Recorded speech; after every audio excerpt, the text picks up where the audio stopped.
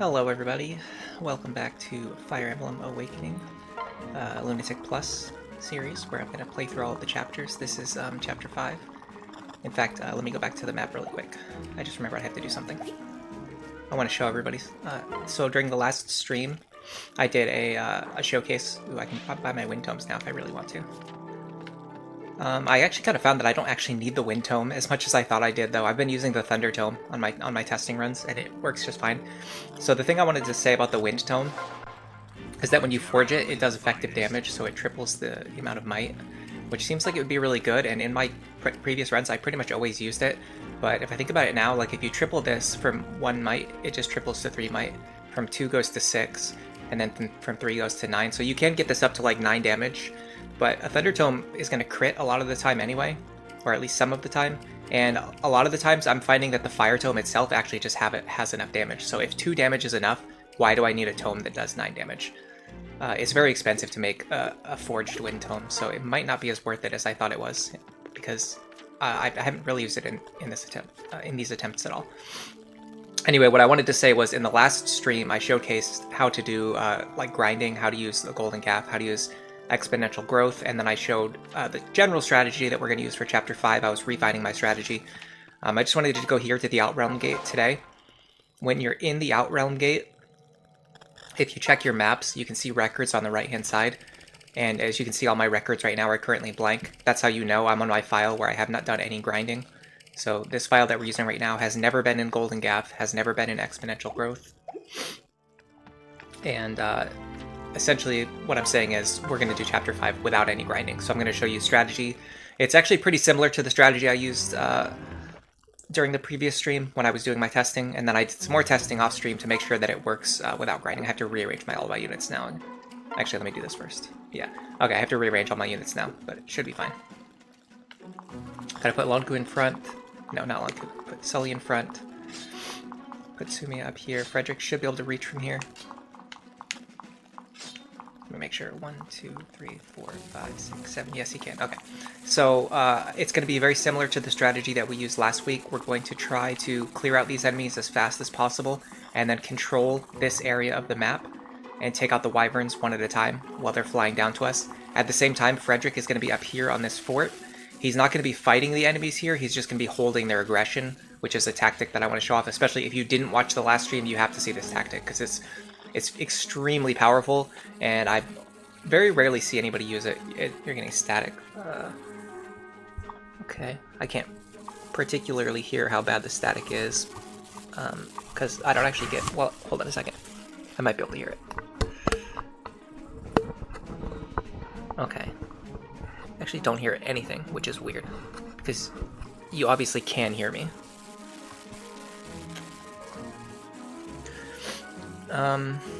I'm not sure what to do about that. There's not really, honestly, at this point in time, there's not anything that I can do about the sound issues on my stream. There's just gonna have to be a constant annoyance that ruins my life.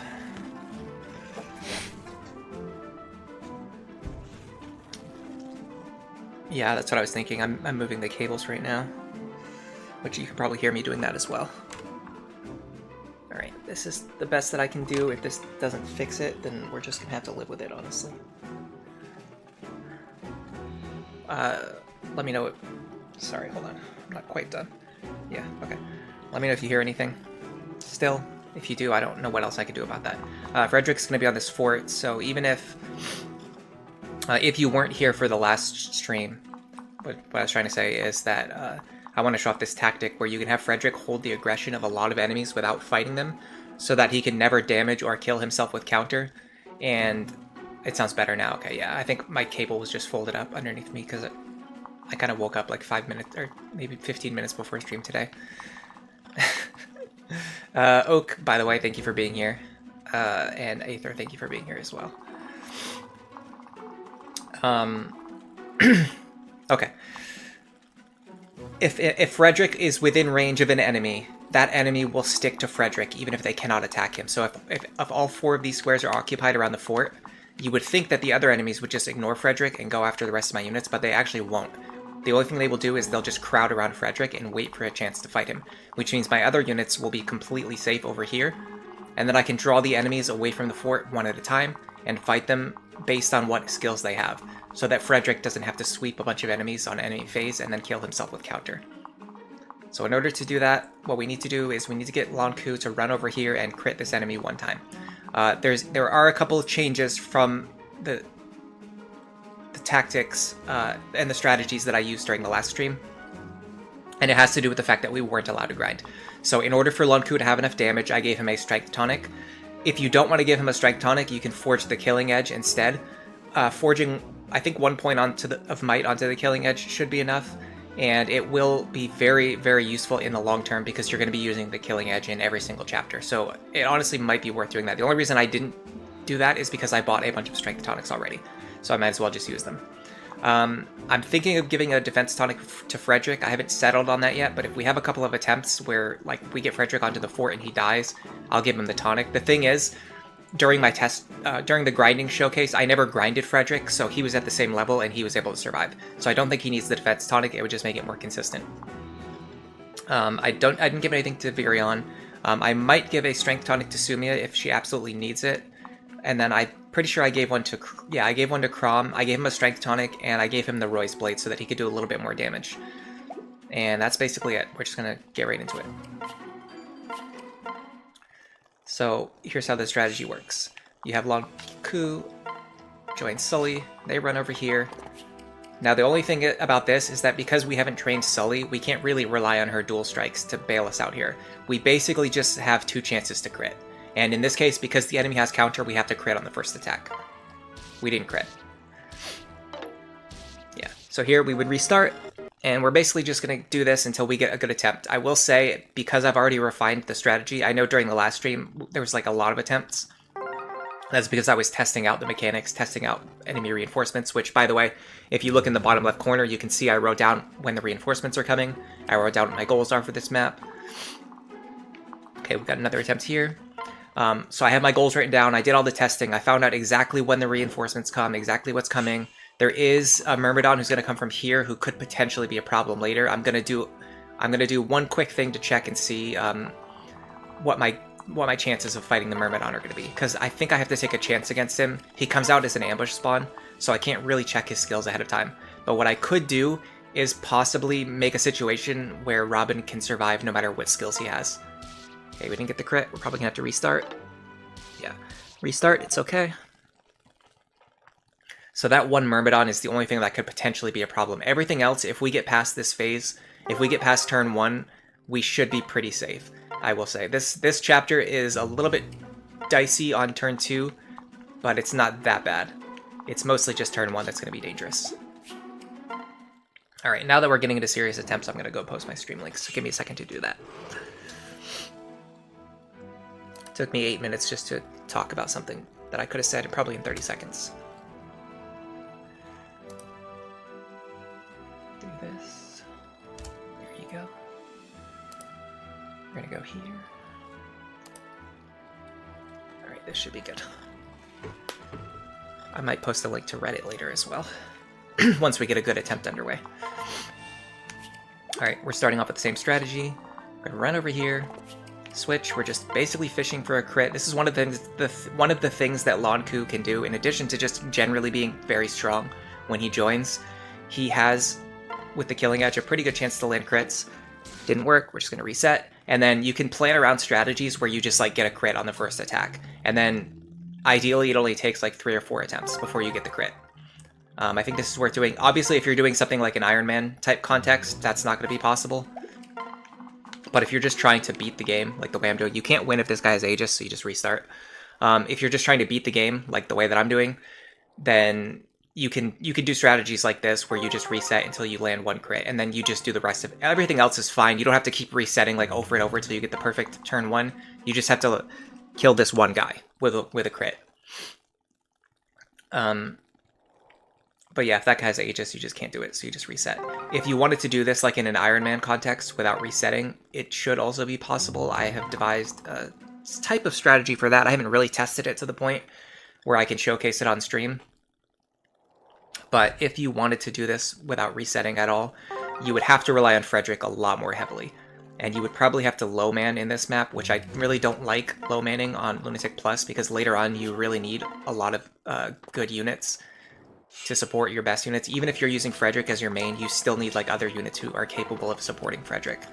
And it's very difficult to do that if you rely too much on Frederick at the start. Man, we're getting really unlucky. That guy had Aegis like 4 times in a row. I missed 4 crits in a row. I'm going to crit eventually. It's a 30% chance, so it has to happen eventually. I feel like we talked about this last time, but I'm pretty sure crits in this game, and he has Aegis again. I'm pretty sure crits in this game work where like 30% is actually 30%. It's not like evasion. It's like I'm pretty sure we actually have a 1 in 3 chance to crit. We're just not getting it. And this guy's getting Aegis way more than 30% of the time. He's getting it like half the time. It's crazy. I really think that Aegis is the most problematic skill in Lunatic Plus. I don't think counter is actually that bad, as we've seen in the previous streams, and as we're going to see in this stream. There are so many ways to play around counter. Aegis, there's really no way to play around. It just means that you can't like kill the enemy. That you absolutely we absolutely need to kill this enemy. That's bad. Yeah, we screwed ourselves anyway. If he has Vantage Plus, you have like more than a 50% chance to dodge him, so it's worth going for that too. Well, this is fun. It's going to take more attempts to start than I thought it would. I gotta look up something and see how these... Oh my god, he has Aegis again. I have to look up something and see like how these crits are calculated, because I feel like it should be happening around 1 in 3 times, and it's just not happening at all. It could also have something to do with the RNG. Wow, Aegis again. By the way, it took me about 2 attempts to do this off stream. Just yesterday, I got it started on literally my 2nd attempt. I did it. Guess the RNG is balancing itself out. He has his Vantage again, so there's a chance that he could just hit us. If he hits us, the attempt is probably over. On Lunatic, if this guy hits you, it doesn't matter. You're still on Lunatic, if this guy hits you, you still have pretty good odds of winning as long as you get the crit. Okay, we didn't get the crit. We got 2 chances, and we dodged, and we still didn't get the crit. But on Lunatic Plus, the other 3 enemies, it's so likely that at least one of them is going to have a skill that's going to be dangerous, that Lon'Qu has to have full health. You can't just rely purely on dodging. Okay, if we dodge here, we get 2 chances to crit, so that's good.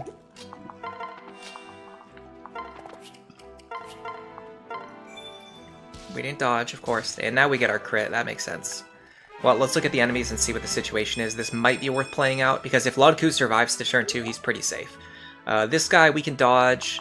This guy is a problem, but if he sees a kill, he's going to go after Lon'Qu, so there's a chance we might dodge his attack and crit him. It's not very likely. This guy's not an issue for us at all. I actually think, because of the situation, it's actually better to go for the Myrmidon. I don't normally go for the Myrmidon, but the Myrmidon right now is actually the most dangerous guy. We can't actually kill him though, because we can't crit him, so now let's just do this. I believe we can do this with the Fire Tome, because we use the Strength Tonic and the Roy's Blade. Yeah, so we're saving charges on our crit Thunder Tome. Okay. Let's actually get into a real attempt. This actually isn't even a real attempt, because this attempt is already doomed to failure, but... That's a good example of how Vantage Plus in many situations doesn't do anything, because that enemy can't actually harm Frederick. This guy has no defensive skills, which is good. If this guy has any defensive skills, it can be a problem.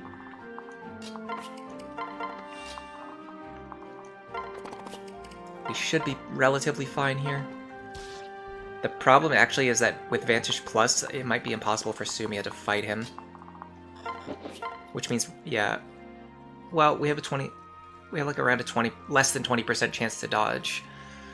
We could go for the kill here, but if he hits us, he'll kill us. That would end the attempt immediately. Does he have pass? He does have pass.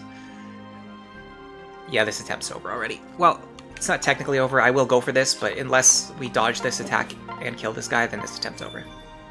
Yeah, alright, that's fine. Lon'Qu was probably dead anyway. That was like I will consider that the first serious attempt, but we went in with probably the worst possible opening that we could have gotten, as far as successful openings go. There we go. This is a good opener. Just check this guy, make sure... All you have to do is check this guy, make sure that he doesn't have Aegis, and then you just have to kill him with a crit. Which we are not getting our crit luck today. Nope. He actually dodged our attack. I think that's the first time he dodged our attack. I'm going to check again what the hit rate is. I don't think our hit rate is like super consistent either. We've actually gotten pretty lucky in terms of like not missing attacks, but we're just not getting the crits that we need at all. Like, oh, I can't believe how like... I can't believe the extent to which we are not getting crits. It's actually... I've never seen anything like this before in my life. It's crazy. This is why you wouldn't use this strategy on an Iron Man, though. Sometimes it's just like this. Yep, really? Still no crit. This is crazy. This is absolutely crazy. I think I've got 1 out of 11 or 12 crit attempts. I got 1 crit out of 11 or 12 attacks. With a 30% crit rate, which is... I'm pretty sure you don't need a calculator to understand that is less than 30%.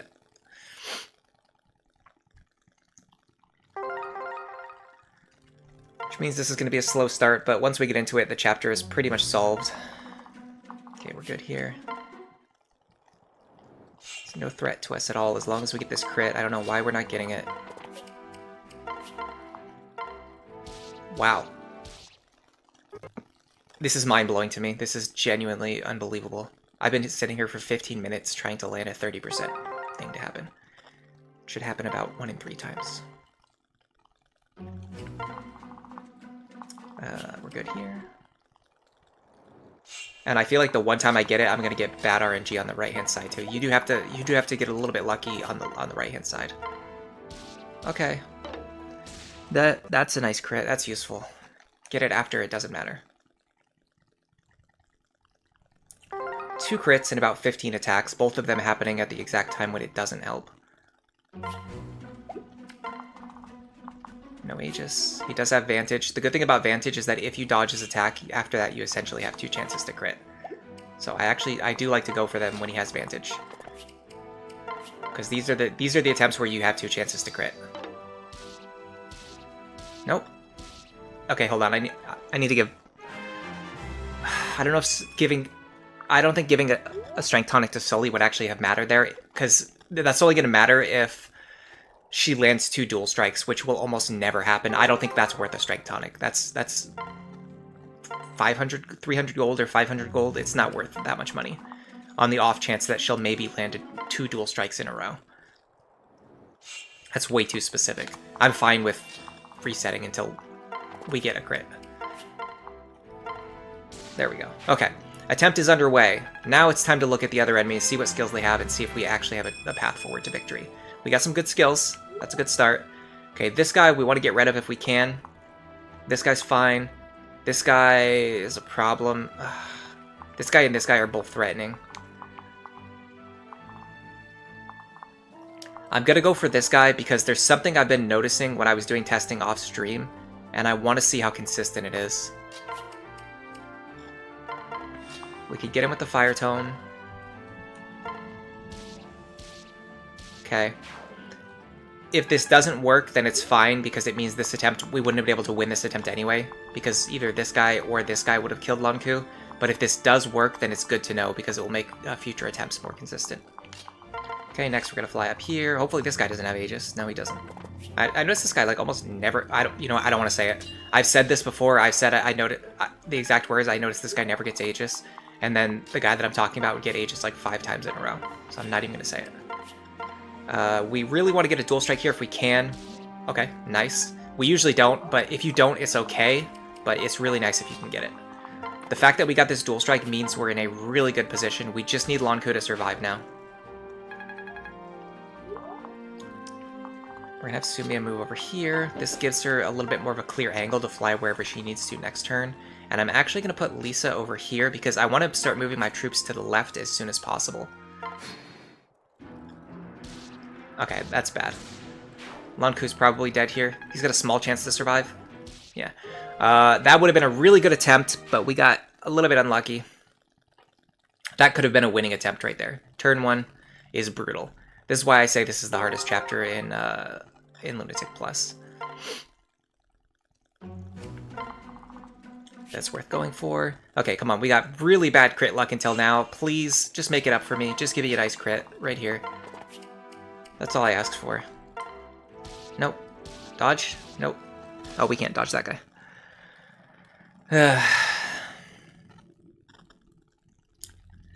This is what I get for having the audacity to stream. Okay, so when you do this strategy, it's not going to be anywhere near as bad as it's being right. Well, you know what? I'm not going to say that. I can't promise anything. It might be just as bad as what I'm going through. It's hard for me to kind of visualize crit. No. Get the crit exactly when it doesn't matter. The third, I've gotten 4 crits. 3 of them I got after I already took damage when it didn't matter at all. Absolutely crazy. The crit luck has been terrible.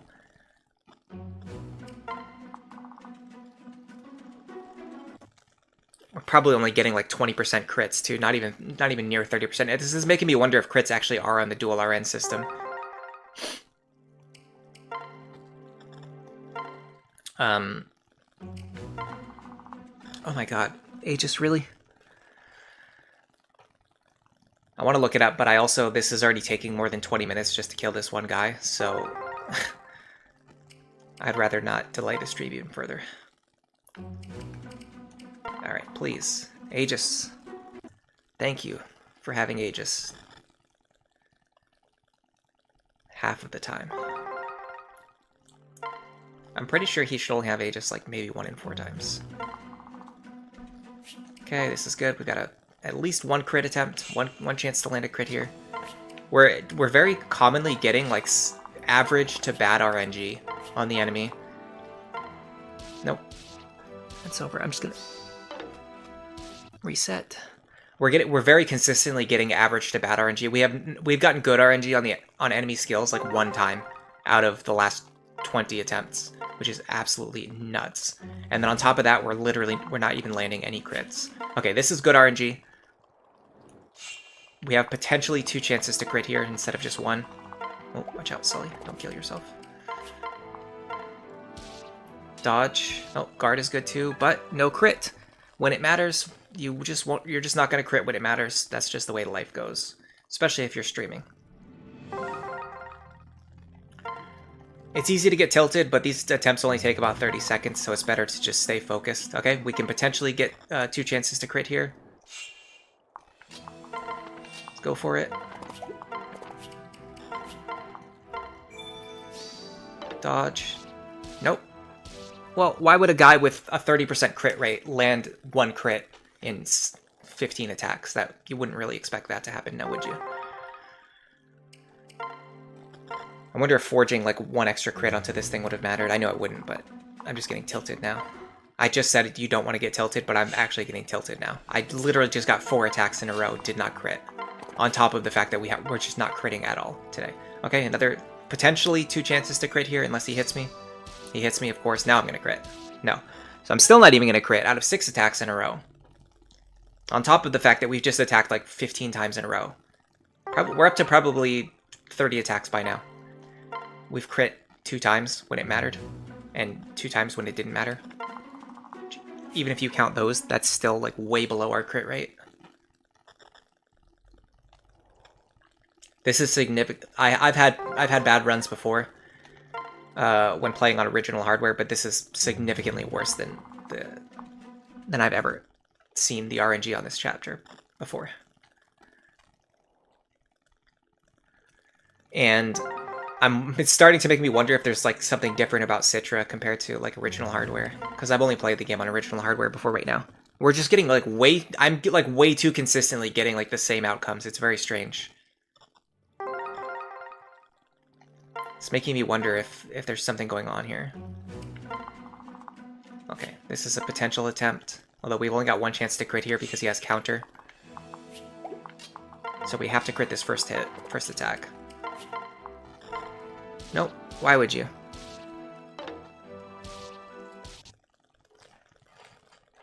Up to 25 minutes. I swear to you, I will showcase a strategy that you can use for beating this chapter.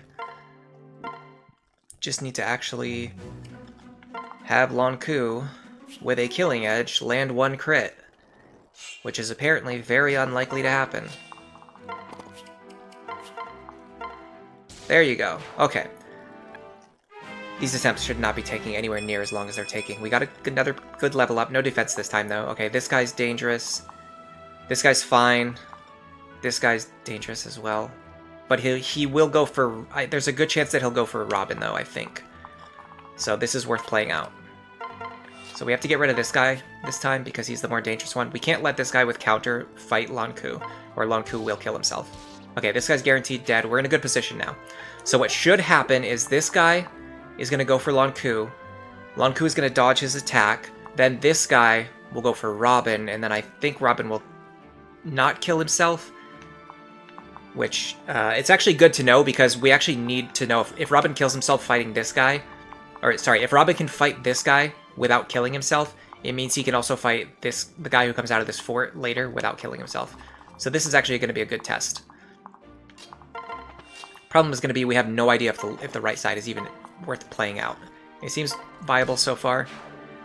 We very much want a dual strike here. They don't happen very often, but if they do, it helps a lot. Didn't get it, that's fine. What does this guy have? He has pass. This attempt might be over. So unfortunately, I don't think Sumiya can kill this guy. She cannot, because he's going to cut the physical damage in half. This means we have to do this. We're going to have to waste a rescue staff use. I actually want to save the rescue staff if I can, but I'm going to go for it, just because I think this attempt is going to fail anyway. But I want to see what this Myrmidon's going to do.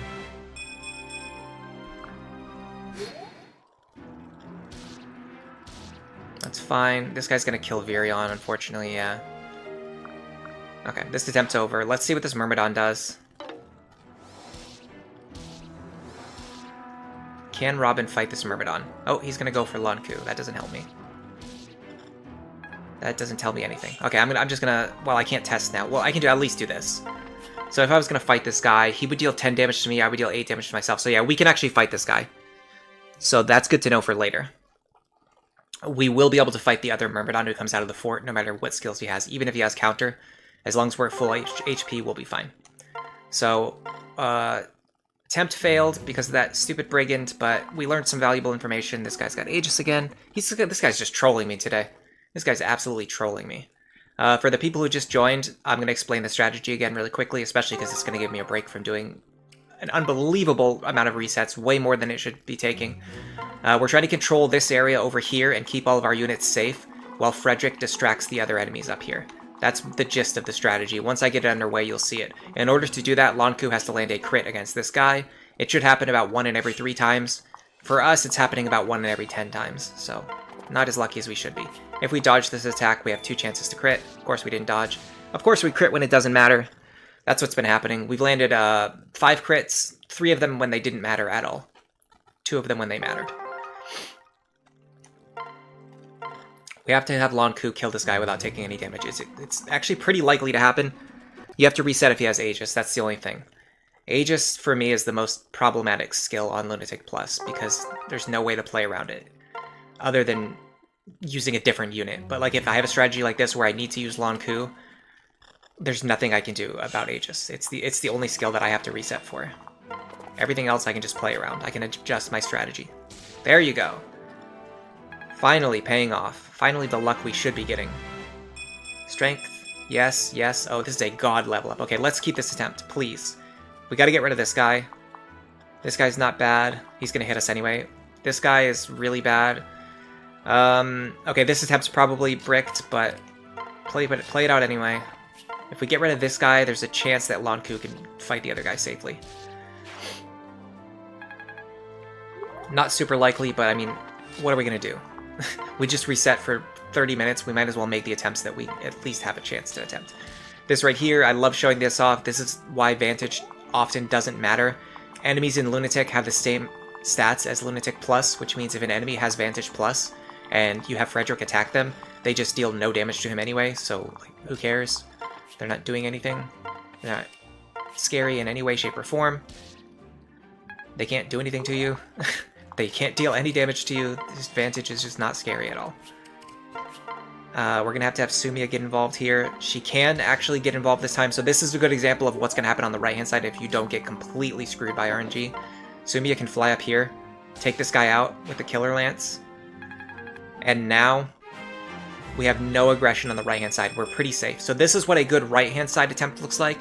Unfortunately, our left-hand side is looking pretty bad. It's very likely that Lon'Qu is going to kill himself with counter here. The only thing you have to worry about on this side is this guy here, and he will almost always go for Virion. He very rarely attacks anyone else. I think it's pretty guaranteed. Okay, we're dead. Cool. That was fun.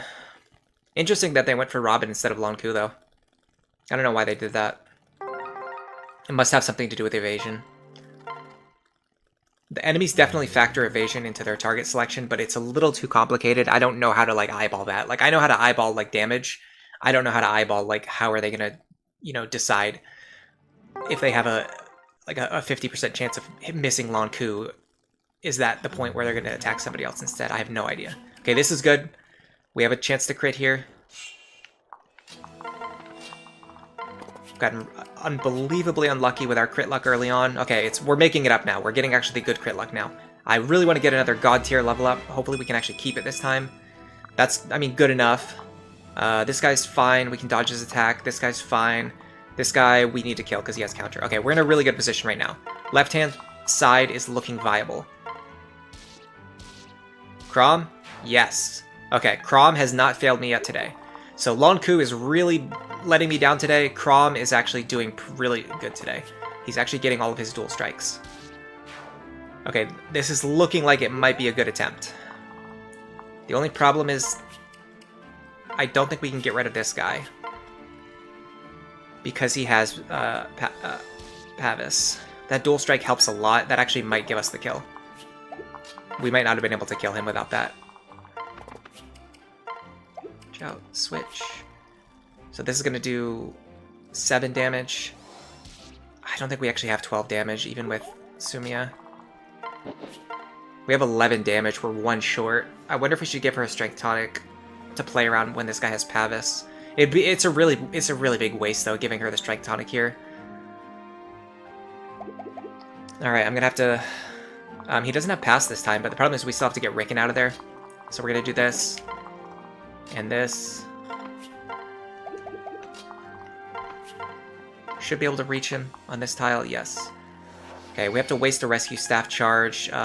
If we can win without using Rescue Staff charge, I would absolutely prefer that. Oh, nice level up on Lisa. Not looking terrible. Whoever this guy attacks should have a chance to dodge. Pretty good chance to dodge, in fact. Nice level up on Robin. Interesting. This is not how things normally go. I do not normally end up with this guy on the fort. That's fine. Wasting a Silver Lance charge, that's like the worst thing that happens there. The only thing is, if this guy attacks Frederick... Okay, he doesn't. He still goes after Virion. Nice dual strike, too. Alright. So here's what I like to do from this position. We gave him the Bronze Sword for this reason. Go up here. Hit this guy with the Bronze Sword. It's only 9 damage, though, so it's not going to work. We have to use the Silver Lance again. Fine, I'll do it. Okay. The next thing we can do is have Sumia fly up here. Actually, we're going to check the skills on these enemies. If none of them have counter... None of these guys have counter, so what we're actually going to do is we're going to go like this. We're going to trade him to the Bronze Sword so he can actually fight, and then pair up with him. If the enemies don't have counter, you can use Frederick here. I'd like to do this for 1 turn, just to get him some experience, and just to thin out the number of enemies who are surrounding him. And then on the next turn, I can switch over to the counter strats. That was a mistake. It's not at all what I meant to do. I can fix it, though. Okay, what I want to do is this. Get Mirabelle over here. Trade. Get our heal staff. This attempt is looking pretty good, but I have a feeling Frederick's in danger still, so I'm not going to secure the chapter yet. I'm going to do this. Take this guy out with the Fire Tome. Now, there shouldn't be any reinforcements coming, so what I'm going to do is actually... Oh, I wonder if I actually... Oh, you know what? Let's keep this in mind for the next attempt. You can actually take this, draw this guy out and fight him with Robin. On this turn, I could do it because there's no enemies coming from this fort. I have to keep that in mind. I have to use that to my advantage because I know that to be the case. But we're still in a decent position. What we can do is this. We can start splitting up our units, getting ready for the enemies who are coming. There's a chance Lon'Qu could actually fight this guy. 28. Yeah, we have enough HP to survive. I'm going to do this. Try to get a crit with it, with the Killing Edge. Equipping the sword here makes it less likely for enemies to hit us because they're using axes. Which is going to help us dodge these Luna attacks. And then if Sumia gets any dual strikes, she can take out enemies as well. This is not how things are normally going to go. Typically, you're going to have Frederick with no weapons equipped on the fort. Nice. Nice aggression. Okay, this is way better than attempts are normally going to go. I almost want to restart just so I can show you how things will, are actually going to look. Because the attempts are not going to be this clean at all. So there's going to be reinforcements coming from here. This one is going to be a Brigand. I don't actually want to fight him as he comes out, because if I do, there's a chance that he has counter, and if he has counter, then he could kill one of my units. Though I don't think he can kill Lon'Qu. So it might be worth fighting him. As long as I can get somebody else to block this fort, which I can. So I'm going to use Vake to block the fort. If I can heal Lon'Qu to full... I'll use the Men's Staff here. It's fine. We're trying to get experience on Maribel anyway. Okay, let's do this. We're going to put Lon'Qu here. So even if this guy has counter, we should be pretty safe. Because if we crit him, then we'll just kill him anyway. If we don't crit him, then we won't kill ourselves with counter. Then we're going to do this. Fire Tome is good enough. I'm going to switch to the Falchion now. Don't forget to switch back to the Falchion so you're not wasting Roy Blade charges, because the Falchion does enough damage to kill these guys anyway. Yeah. Okay, we're doing pretty good here. These guys, funny enough, also don't have counter. I'm gonna stop wasting Killer Lance charges though. I'm gonna trade. Get a Vulnerary. I'm gonna use Vuln here. Since we've got extremely good right side RNG anyway, I'm just gonna show. This is this is the absolute best case scenario. This is how the strategy can work on Lunatic. If you use the same strategy on Lunatic, you can do this, especially if you're using Frederick as a main unit, and you can just wipe out all these guys over here. Normally in Lunatic Plus, this is not gonna work, because at least one of these guys is gonna have counter, and you just have to play around that. This is fine. I'm actually gonna do this. I would rather get experience onto Maribel, but I need Robin to be at full health, so we're just gonna use Lisa here. Alright, let's see what happens. Is that the Myrmidon? I thought that was gonna be a Brigand, but it looks like it's a Myrmidon. Okay, we're safe. Oh, that guy did have counter. Okay, that's fine. I'll show off the way the strategy normally works after this anyway. Ah, yes. Okay, this is actually good. It is a Brigand, and he has a ranged weapon. Okay, this is what I thought. So what we want to do on, let's see, what turn is this?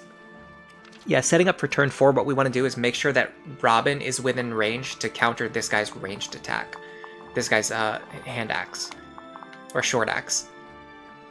Having Lon'Qu in this forest, I guess, works too, because the enemy won't attack Lon'Qu, because he can't hit him.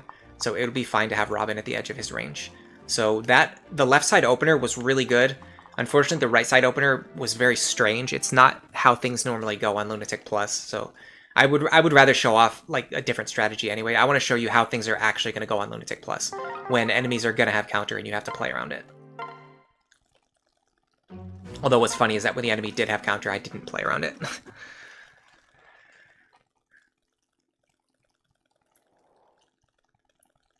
I'd like to give Sumia more weapons that she could switch to, but unfortunately, you actually can't, because you have to be able to use her to get rid of all Frederick's weapons, and you can't do that if they're holding too many weapons between them. I'll show you what I mean later. Okay, we're going for a first turn crit again. We're back on this. Didn't get it. Reset. Just reset so you get those first turn crits.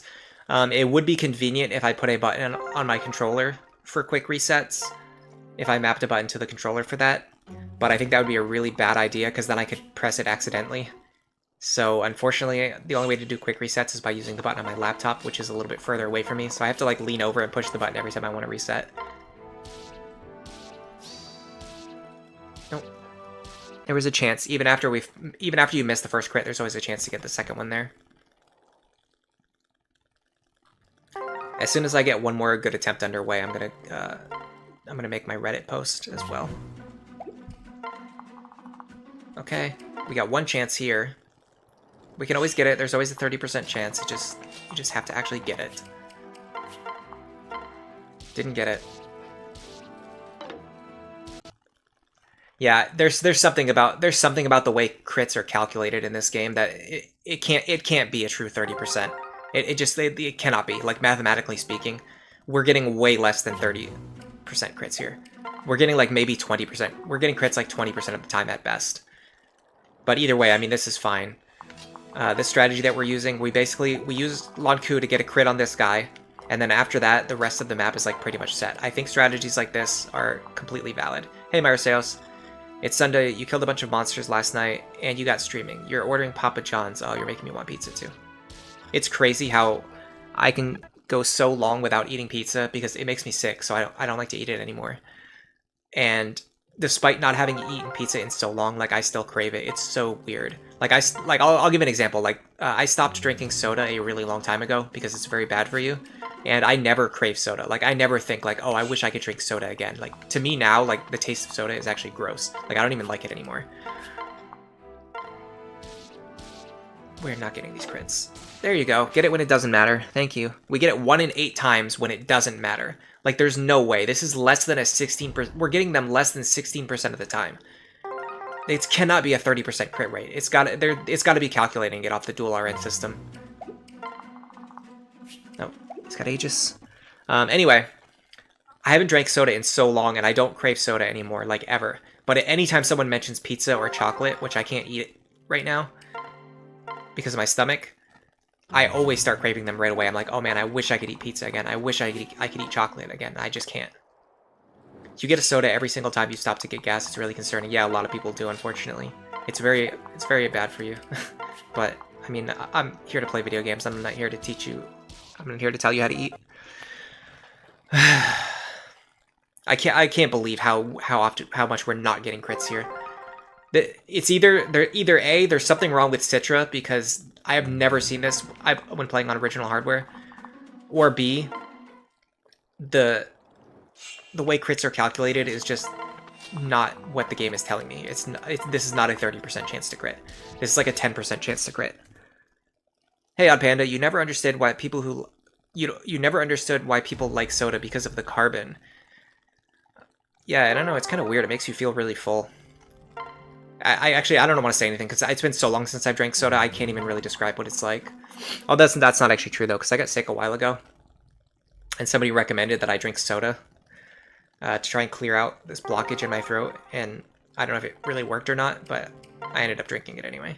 That was the only time I drank soda in like the last 15 years, maybe. I stopped drinking soda like 15 years ago. Chocolate, enter the chocolate. I don't know the SpongeBob meme, so I can't do the SpongeBob voice. Sorry. Yeah, don't land a crit. Why would you land a crit? You're literally a Myrmidon with a killing edge. Why would you land a crit? In 45 minutes, why would you ever land a crit in a situation where it matters? This is beyond crazy. This is nuts, guys. This is crazy. You have to reset if this guy has Aegis. You just can't kill him if he has... Well, if this guy has Aegis, you can't kill him. If he doesn't have Aegis, apparently you have about a 1% chance of landing a 30% crit. That's what I'm starting to learn today.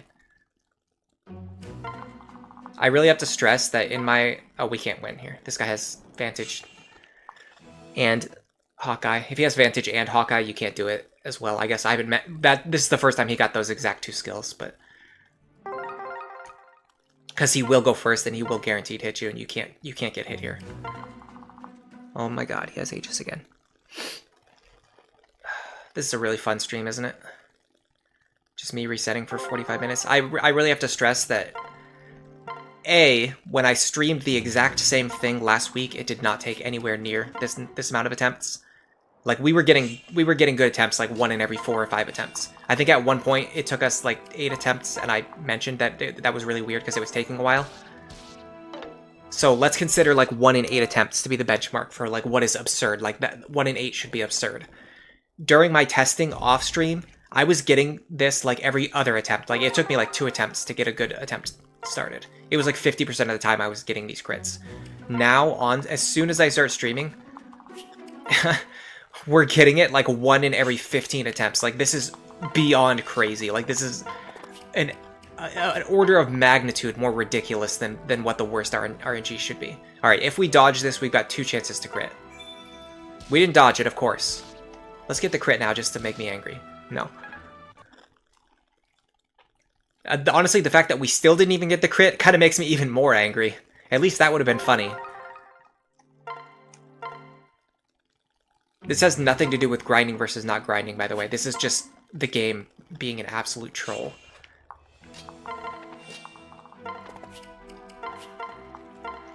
Nope. Why would you land a crit? Why would you land a crit? Can anyone remember the last time we even got a crit? Like, even when it didn't matter? It must have been at least 10 attacks ago. We're seriously landing crits 10% of the time at best on a 30% crit rate. This guy's probably gonna have Aegis just because I didn't check. No, we're fine. Okay, we've got 1 chance to crit here. Can we please land a crit? No, we can't. We cannot land crits. We just can't land crits today. It's gonna take us an hour to get this attempt started. Please, Lon'Qu. Aegis. Can't kill him if he has Aegis. I think Lon'Qu just really wants to prove me wrong. I was trying to explain why he's a good unit, and he really wants to show that, no, I am not a good unit. Because if you get unlucky, you can sit here for an hour trying to do something that should take 15 minutes. Please, oh my god. How can this guy not be critting? This is blowing my mind right now. This has to be this, like...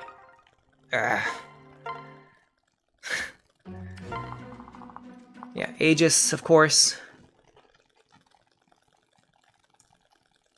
If we don't get it very soon, I'm gonna stop and I'm gonna look up something. I want to see how the crit rate is calculated.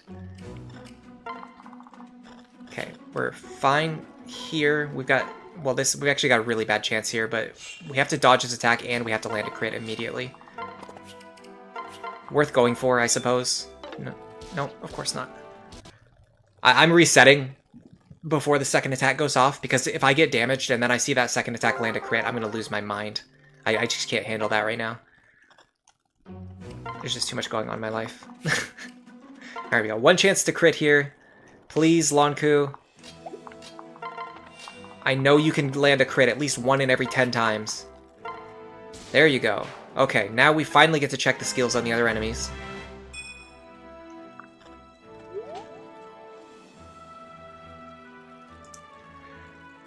For anyone who's not looking at the screen and just listening to this as background noise, we finally got our crit after another 20 minutes of attempts, and then Lon'Qu got the worst level up you have ever seen in your life.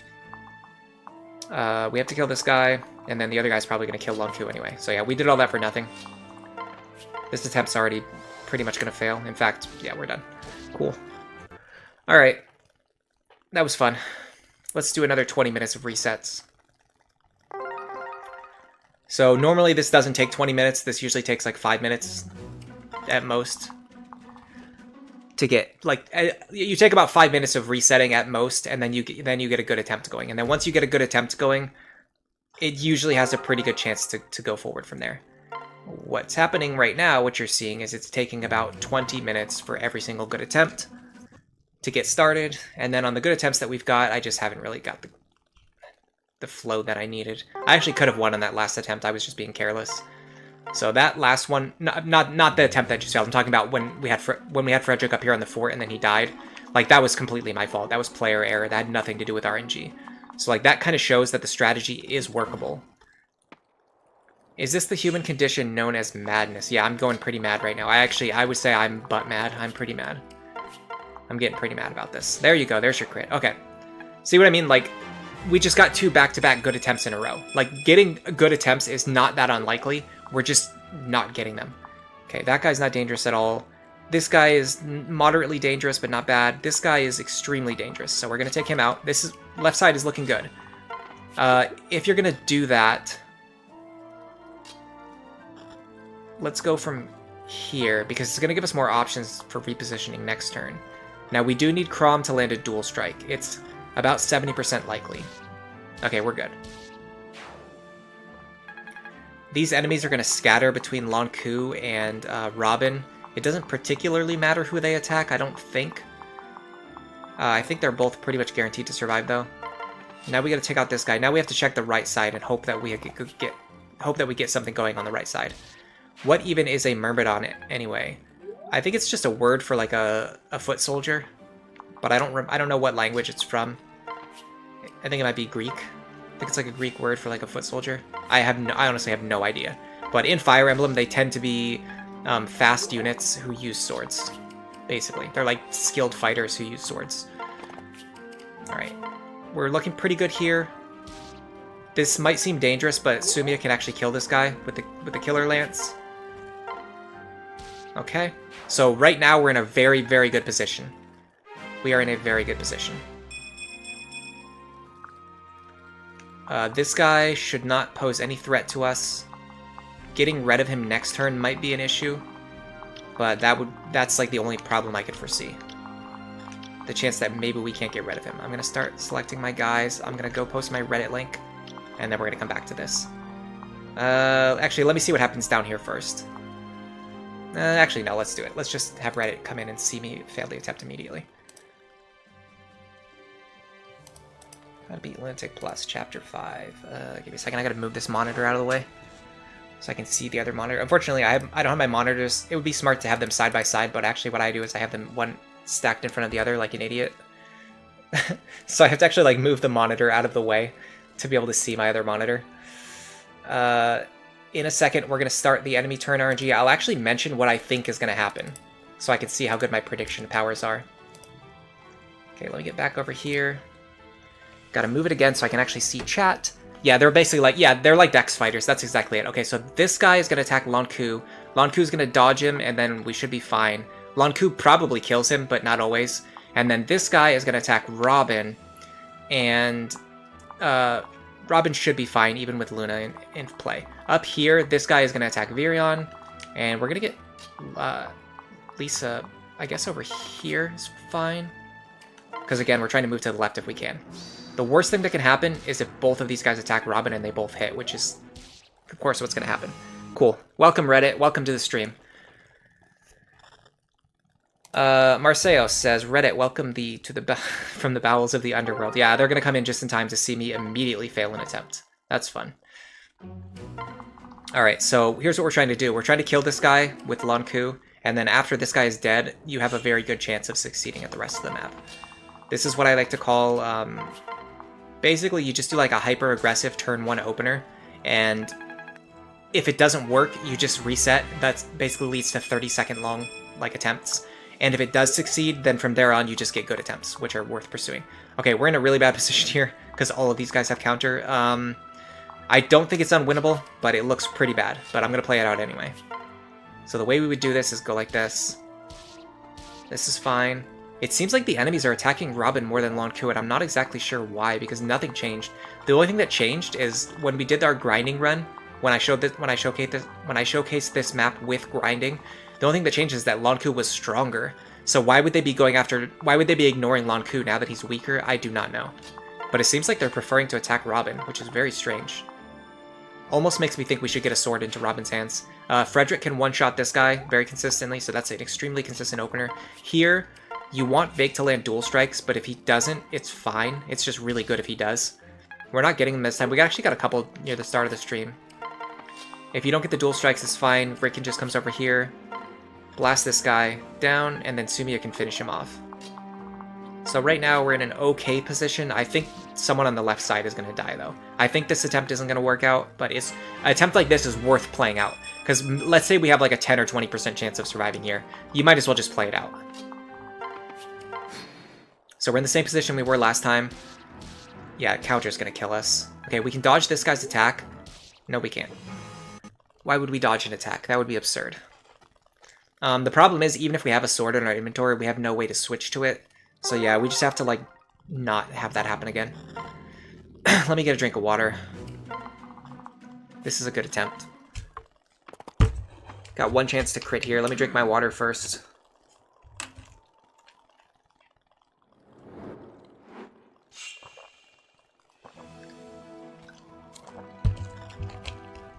I don't know if anyone from Reddit will actually come. Doesn't look like it. The number of viewers didn't actually go up at all.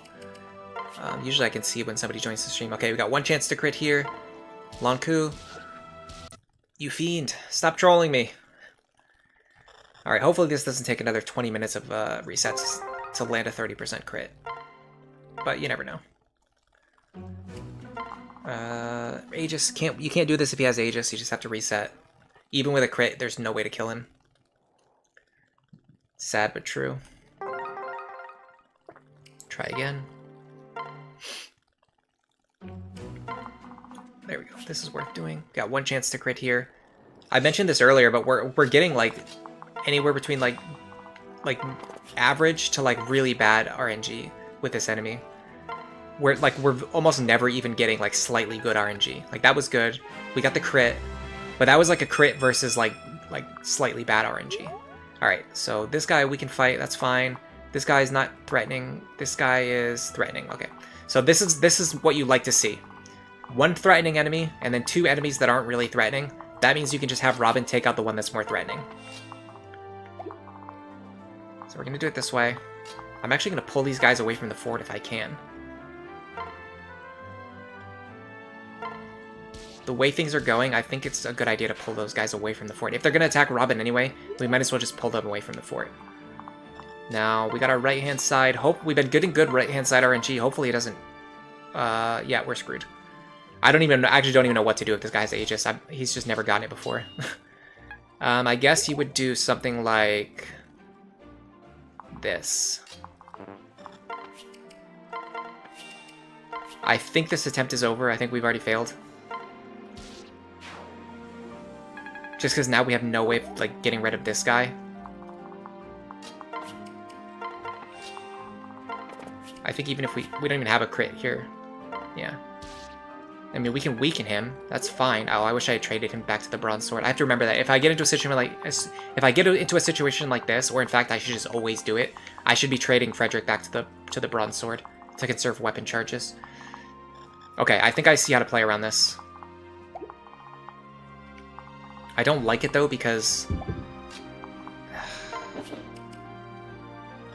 Hold on. I don't like this, but I think this can work. We're gonna put Fake at the edge of the enemy's range. Yes. This is gonna allow the enemy to run through. He's gonna attack Vake for 23 damage, and then Vake is gonna hit him for 12 damage, which is actually not enough to kill him. And then he's gonna kill Vake. I can fix this though. I can go like this. I have to rescue Rickon anyway, so I'm gonna pull Rickon over here. This is going to stop the enemy from being able to reach us with pass. Which means he's going to have to fight Frederick. No, he can still reach Vake. Okay, Vake's dead. Alright, that attempt failed. Cool. That's the first time I've ever... That's actually, in all of our attempts, that's the first time the guy on the right actually had Aegis, which is pretty cool. There must be something that... I don't know if the enemy skills are randomly assigned, or if there's like something that causes certain enemies to have skills more than others. We got one chance to crit here. Let's go for it. There we go. See, you get the good RNG every once in a while. You just get like 2 back-to-back good attempts. Good level up too. Solid level up. Not the best, but solid. Kill this guy if we can. This guy's not threatening. This guy's not threatening, because he usually hits Lon'Qu anyway. So, we need a dual strike here. It's pretty likely to happen. We get it. I will say, I have to say, during the last stream, Chrom was like really making me angry. Today, he has been on point. He has not missed a single dual strike. So, Chrom is kind of making up... Oh my god, this guy's Aegis again. Are you kidding me? I'm just going to reset. We can't... Especially Aegis and counter, like, we can't do anything about that. If that happens again, I'm going to try to adapt. I'm going to try something with Ricken, but I just... Actually, that might have been worth playing out, but I just got tilted just from seeing that. Alright, we got 2 chances to crit here if we dodge. This is like the best RNG, because... Yeah, okay, cool. This is like the best RNG, because if you do dodge, you get 2 chances to crit, and you're very likely to dodge, but of course, I wouldn't dodge, and then I would get the crit in a situation where it doesn't matter. Honestly, after all of the crits that we've been missing, Lon'Qu has to start getting some crits now. This is just offensive. This is offensively bad. Dodge. Crit. Nope, don't crit when it doesn't matter. Or when it does matter. Odd Panda, is it worth getting Gale Force early? And if no, when should you get it? You should get it on Sumia as soon as you can. And then marry her to Chrom so that Lucina gets it too. If you give Sumia as much experience as you possibly can in part 1, she can absolutely get Gale Force before Lucina joins. And if you do that, you get Lucina with Gale Force for free, which means you get 2 Gale Force units, which helps a lot with the mid game and the end game. If you don't do that, you have to grind Lucina for a very, very long time to get Gale Force onto Lucina. So I very strongly recommend getting Gale Force onto Lucina as soon as possible. Onto Sumia as soon as possible, so that Lucina will inherit it. It is absolutely worth it. It's the best skill in the game. Nice, Lon'Qu. You absolute legend. Okay, get a good level up. That's a okay level up. Check these enemy skills. This guy is not threatening. This guy is extremely threatening, but there's nothing we can do about it. This guy is extremely threatening, and there is something we can do about it. Okay, so this attempt is probably not going to go anywhere, but I'm gonna push it anyway. Where do I want to fight from? What position do I want to stand in? Considering we actually don't need to block the fort next turn no matter what, I actually think it's better to fight from over here when we can. And I'll show you why.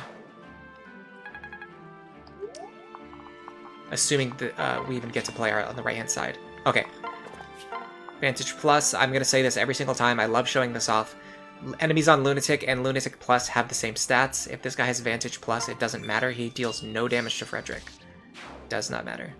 Completely inconsequential. There's many situations where Lunatic Plus skills end up being completely inconsequential. We do need to get this dual strike here. We don't normally need to get it, but we do need to get it here. We didn't get it. That means we're in a really bad position. I don't think it's possible for Sumia to kill this guy. It is not. And I forgot to trade... why do I keep forgetting to give Frederick the sword? This is really frustrating. Okay, hold on. Our opener from last time actually will work, though. So we're going to go like this. Transfer. Put Vake right at the edge of his range. Then I just had to pull Ricken out. So we have to use our rescue staff here, which I hate. This attempt's probably not going to work, but I like showing off strategies anyway, because this is a strategy that can help you get out of a bad situation. It's not going to work in this situation, because I think the guys on the left are going to kill us. Okay, we might be okay. Nice. Okay, Lon'Qu bails us out. I'm happy with that. Vake should bail us out here. Nope.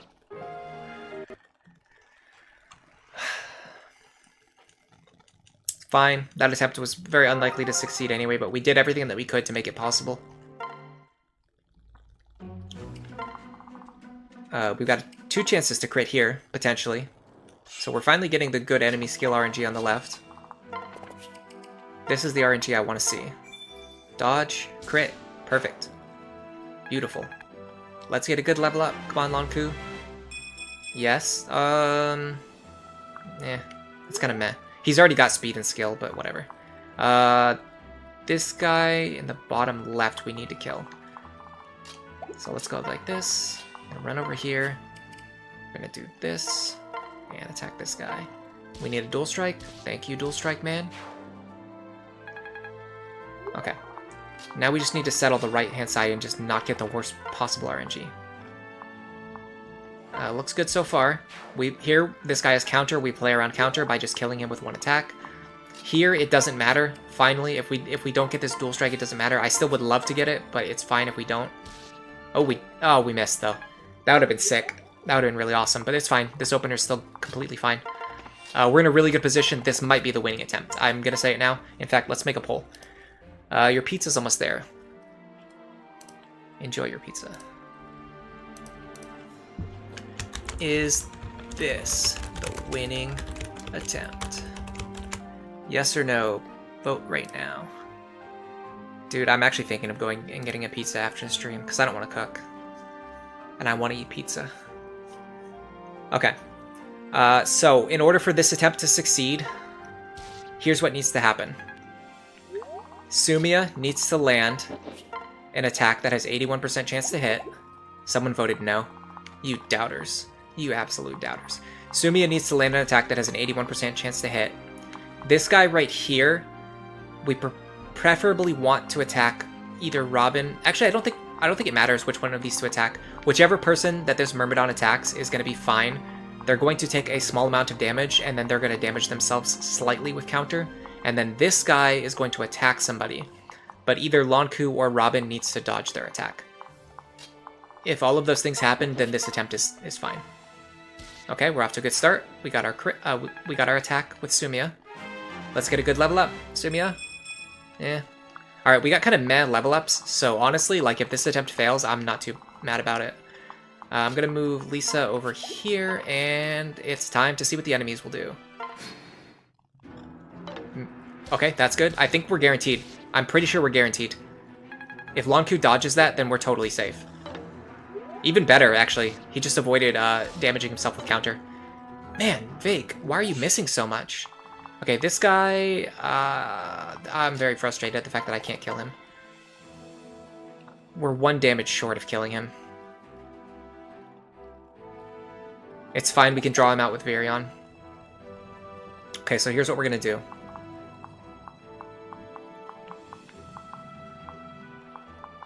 I can weaken him, can't I? No, because he has counter. Okay, I'm going to go here. I'm going to unequip all my weapons. Excuse me, I'm going to have Sumia pair up with me, so I'm more likely to dodge attacks. Excuse me again. I'm going to have Virion and Rickon move to the edge of this guy's range, so we're going to go 1, 2, 3, 4, 5. This should be fine. I'm going to transfer... No, I'm actually going to keep Maribel with me. Because I really need the extra resistance, don't I? What does my matchup against him look like? It's actually pretty good. The problem is we're only going to deal 5 damage to him, but he's only going to deal 12 damage to us. I'm actually going to transfer Maribel away, because we can survive without her. I would rather have her doing other things. Then, 1, 2, 3, 4, 5. Interesting. I'm going to put Virion over... Hold on. 1, 2, 3, 4, 5. I'm going to put Virion here. I'm going to keep Vake with me so that I deal more damage. The problem is he can actually attack our back line, but I think that's fine. Maribel will be safe if she gets attacked. That allows us to get some experience onto Maribel, which is our goal for the chapter anyway. This is actually looking pretty good. Frederick should be totally safe. He's just going to tank a bunch of attacks. This is going to allow me to show what I wanted to show anyway, which is the actual strategy for this map. So the strategy for this map is to establish zone control on the bottom half of the map. And then once your units have this area completely safe and under control, you have Frederick hold the aggression over here while drawing the units away from Frederick one at a time. Okay, so we do need to fight this guy. We're totally safe. We just need to draw him off the fort. I'm going to make sure that... The problem is I really want to kill this Myrmidon if I can. But I also want Robin to be in a position to counter this Wyvern. But I don't think I can do both things. Because of the fact that this guy ended up with full health. It's harder to get rid of him now. Yeah, I think we're going to have to do this. I will go Thunder. Make sure, let's switch to... Honestly, I think this is worth a rapier charge. Chance to crit here. More accurate attacks, which is good because we did get it. 72% chance isn't really as high as I would like. 77's better. What about Sully? Can she actually kill the guy? She can't kill him. I'm actually going to go for the riskier play here. 77% chance. 2 chances to land a 77% chance attack. Or 1 chance to land a 72% chance. I'm gonna go for the double. The only reason I'm doing this is because it's gonna get more experience onto Lon'Qu, and he's gonna be a very important unit in the next few chapters. Okay, cool. We got it. I wonder if I should. No, I couldn't do that first because the enemy would have had too much HP. All right, so Frederick is usually pretty safe up here on his own. We got the dual strike. That helps a lot. Ooh, this guy moved in a really disgusting position. This is a really nasty position. I don't even know what to do about this guy now.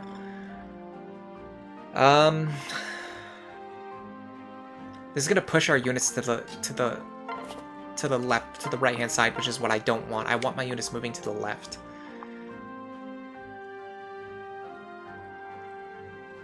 But there's no way we can safely fight this guy. We have to make it so Robin's the only guy, the only character in this guy's range is Robin. I'm gonna put Robin here, but that's also gonna put me in range of the hand axe, so I can't take both attacks.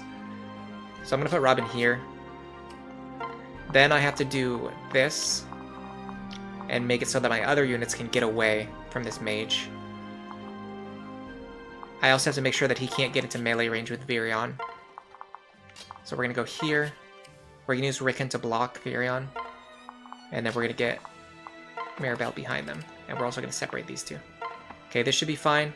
So this guy, whether he attacks Rickon or Virion, both of them are guaranteed to survive. This is fine. Frederick, this guy having a 100% hit rate is really bad for us. Yeah, this attempt's looking a little bit dangerous. We can get by with just a vulnerary this turn, so we're going to use a vulnerary here. I'm actually going to use... I wonder if I should use the defense tonic.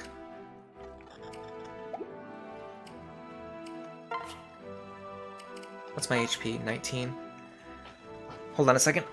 This might be worth using the defense tonic. It's gonna seem a little bit crazy. So we took 15 damage last turn, so if we take another 15 damage this turn, we'll still survive. If we use the defense tonic right now, it's gonna make us take less damage on every subsequent turn. I'm actually gonna go for this.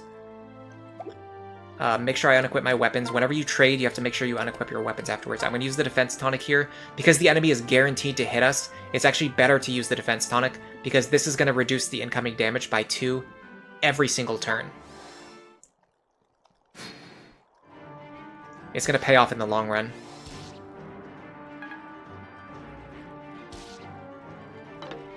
Like, we're going to take a lot... Because we can't dodge attacks from these guys, from specifically that guy. Wow, that guy actually reached Sully. That surprised me. I didn't expect him to reach Sully. Alright, we're in a not too terrible position.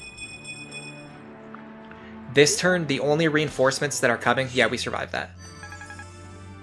I think the defense tonic was the play there. Okay, so the only reinforcements coming this turn are going to be 2 wyverns from all the way up here. So we don't have to worry about blocking forts. We don't have to worry about, like, being out of position. All we have to do, if we kill these 2 units... Let me double check that. This is turn 4, right?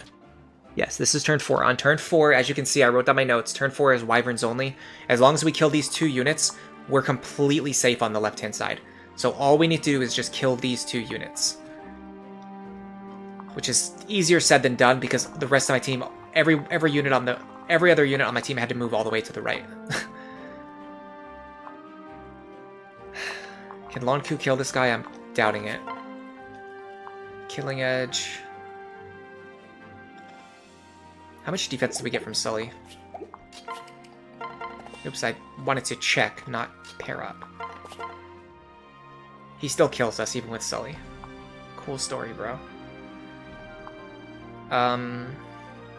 We could dodge, though. I'm inclined to go for this. It's more risky, but... Are we more likely to win against this guy? Yes, we are. But we'd have to land a crit. But this guy's not dangerous if he survives. Yeah. This is the better play because even if this guy survives, he's actually not dangerous.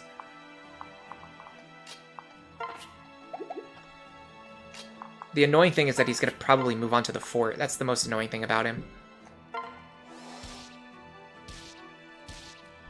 Are you kidding me? I forgot to switch to the falchion, didn't I? Yep. That was player error. Okay, we're in a bad position here. We're not done yet, but we're in a really bad position because I just made a huge mistake. That was a misplay on my part. That was not... It had nothing to do with Lunatic Plus skills. It had nothing to do with RNG. Isn't there an Awakening rework called Project Thebes or something? I don't know anything about that, sorry. Who's licking their lips? Oh, this guy? I don't know why he does that. This is like his default portrait. Okay, I made a huge misplay there. That had nothing to do with the game's, like, bad RNG, bad enemy skills, nothing like that. I just made a misplay. I forgot to switch to the falchion. So because of that, we have to make sure that nobody's in range of this guy. Normally, this guy would be dead. Right now, we have to dodge 2 attacks on enemy phase, which I don't like. We've just been falling for... This is a good example of how you lose on Lunatic Plus. You make a mistake, or something goes slightly wrong on turn 2, which is what happened. You remember how I mentioned, like, on turn 1 or turn 2, how I had to start pushing my units to the right-hand side, which I didn't like? And slowly, over time, that's going to grind away at you. Like, because my units are over here, they can't help out over here. And because they're not over here, like, we're getting into a worse position over here. So even though we're losing now and it feels like there's nothing we can do about it, the reality is there's something we could have done about it, like 3 turns ago. We just messed up, and it's causing us to slowly, like, grind down our own chances of success. That's frustrating. Who would I rather get the experience? I would say Virion. Right? Raken's not that useful. I mean, that's not 100% true. He could actually become a sage later. Alright, let's give the experience to Raken. I forgot this guy had Nosferatu. Okay.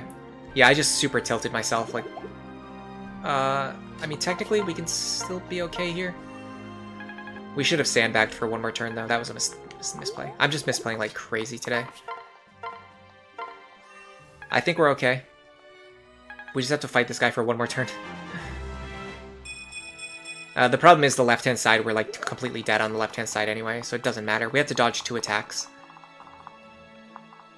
And then this guy's probably going to move on to the fort, which we also don't want. And then on the next turn, we're still going to have not enough units on the left-hand side. Like, everything is... Like, things are just going too wrong. I'm going to use the Vulnerary here. Just because this attempt is, like, screwed anyway. If it happens to succeed, I would rather not waste an Elixir as well on top of everything else that's gone wrong. Okay, we got a guard there. That's good. That actually might have bailed us out.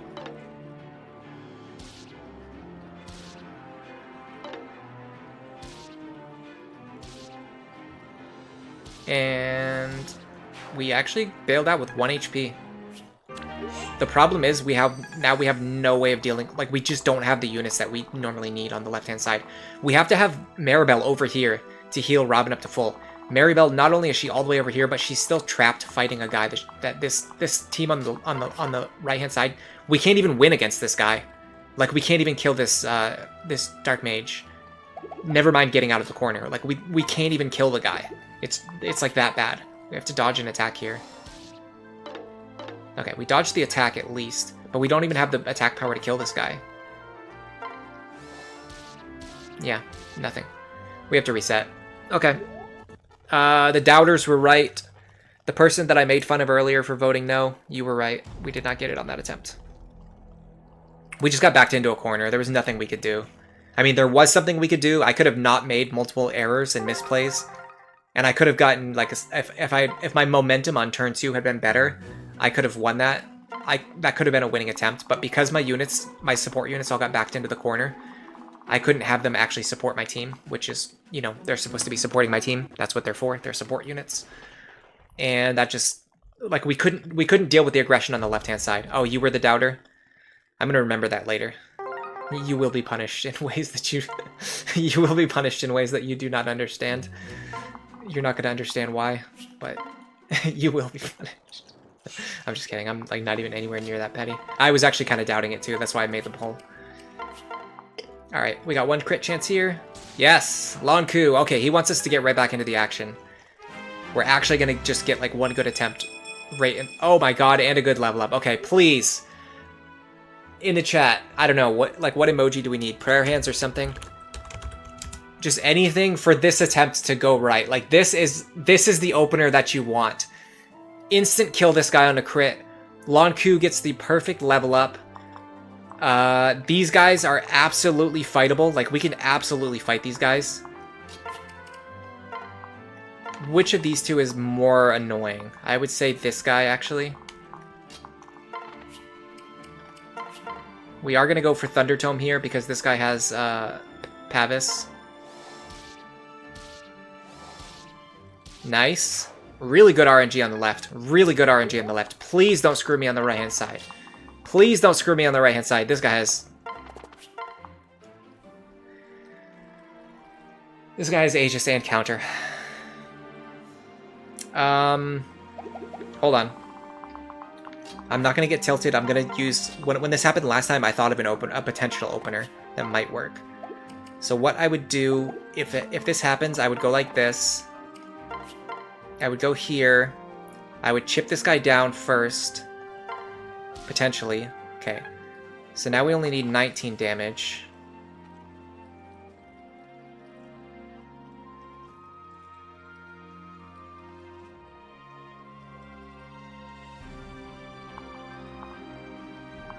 Can Sumia get here? She can. Okay, I think I got it. I think I got the opener. We're gonna use our bronze sword. We're gonna shoot this guy. We're gonna hope for a dual strike. We're probably not gonna get it. I'd like to hit him. If I miss, it's not the end of the world. Then Sumia is gonna go here. She's gonna take Frederick.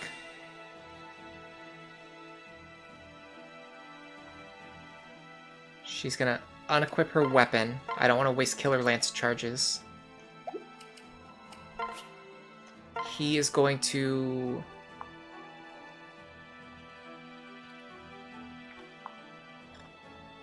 I think we kill... We can't actually kill this guy, so I think we go for this kill.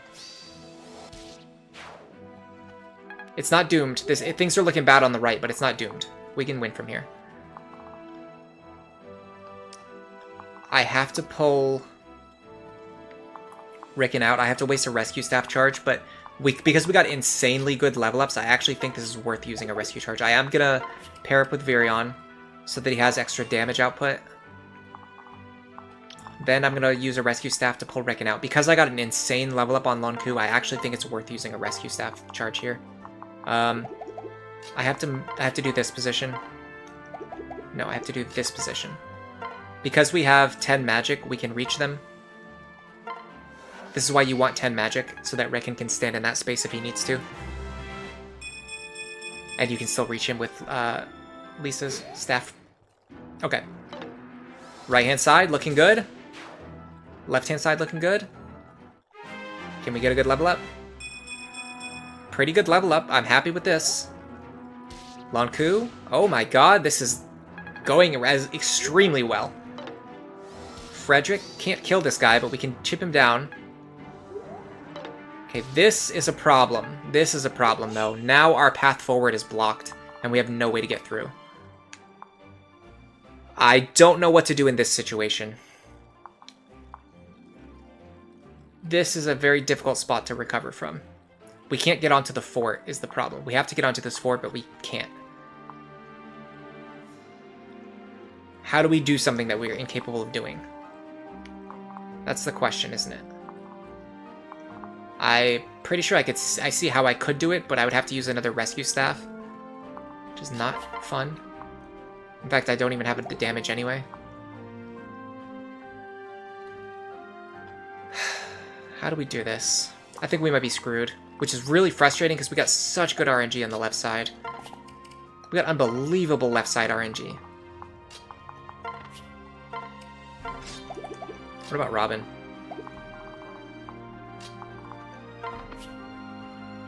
The problem is if we send Robin to the right, then we don't have Robin on the left, and we need Robin on the left.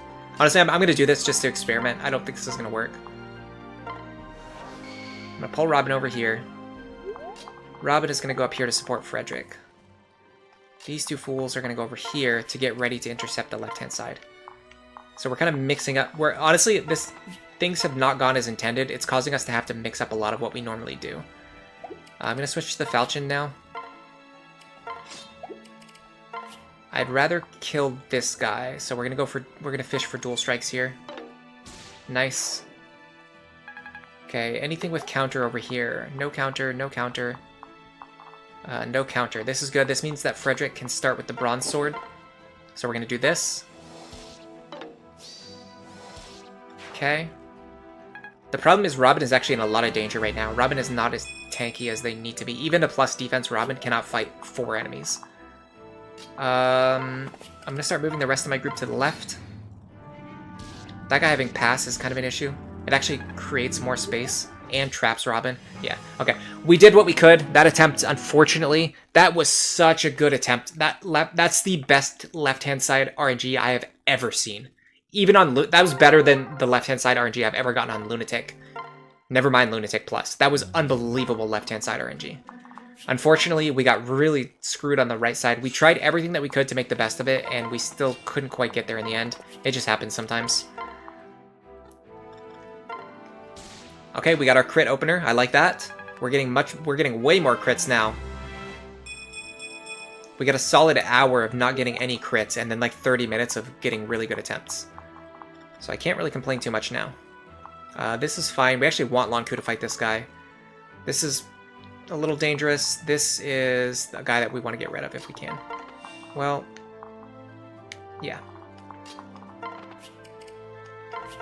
I don't think we can, but we can try. Nope. Left-hand side is probably screwed. Let's just play it out anyway. Of course, this guy has Aegis again. I'm going to do it this way this time. The way you would do it, I think, is... How would you do what I'm trying to do?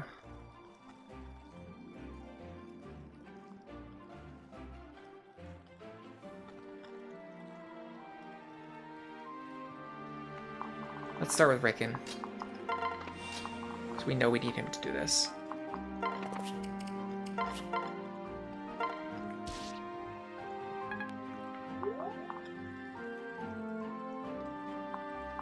Is there any way we can get Sumian to kill this guy? She'd have to land a crit.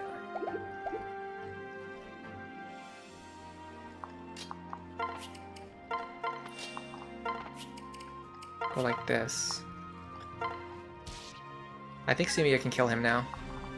The problem is we need Frederick to kill the other guy, which he can't do without the Sumian pair-up. So that's a problem.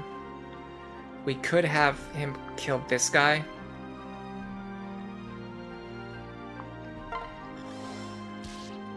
Okay, that's fine. Now what I would do is I'm actually going to keep the Killer Lance equipped this time. I think this attempt is broken, but I'm going to play it out anyway. Oh yeah, Rickon's dead. Oh, no, Rickon dodged. And Rickon's dead. Okay. That was an error, actually. That attempt had like a 2% chance of succeeding. I was going to play it out anyway, but it's fine. I made a mistake.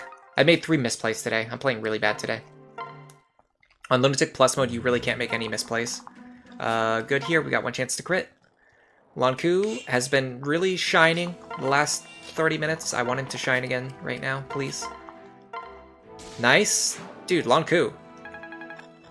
Finally, he's showing what I was trying to show earlier. This is pretty likely to happen. Like, this is not super unlikely to happen. Both of these guys having counter is a problem. In fact, all 3 of these guys having counter is really obnoxious, but we'll play it out anyway. There's a chance to get through this. Because this guy doesn't have Pavise, or is it Aegis or Pavise? I don't remember. Because he doesn't have a defensive skill this time, we can take him out pretty easily, so that's good. Finally, we got a good opener on the right. I think this is going to be the time where we get a good opener on the right, and we just have to hope and pray for good left-hand side RNG.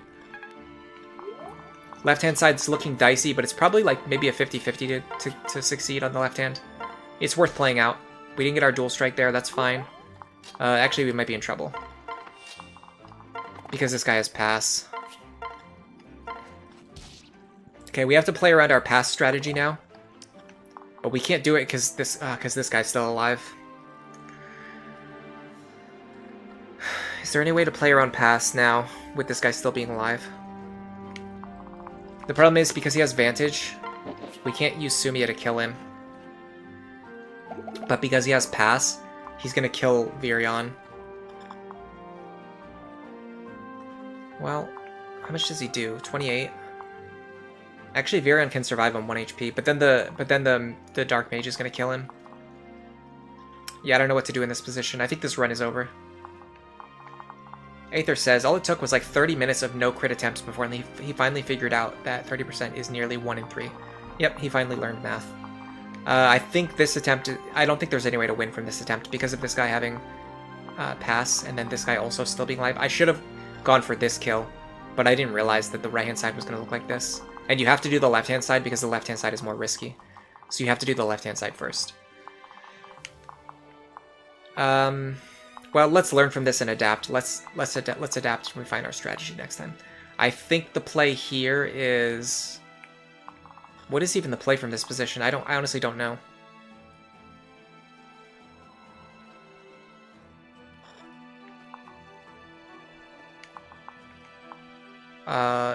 You play for Rick and dodge, I think. I'm pretty sure you play for Rick and dodge. I think that's how you win from here. Rickon? Okay, if this attempt goes through, I'm training Rickon. If this attempt goes through, Rickon's getting trained. That was not a bench move. That was a starter move. Welcome to the team. Nope. Lon'Qu kills himself. Okay. Sorry, Rickon.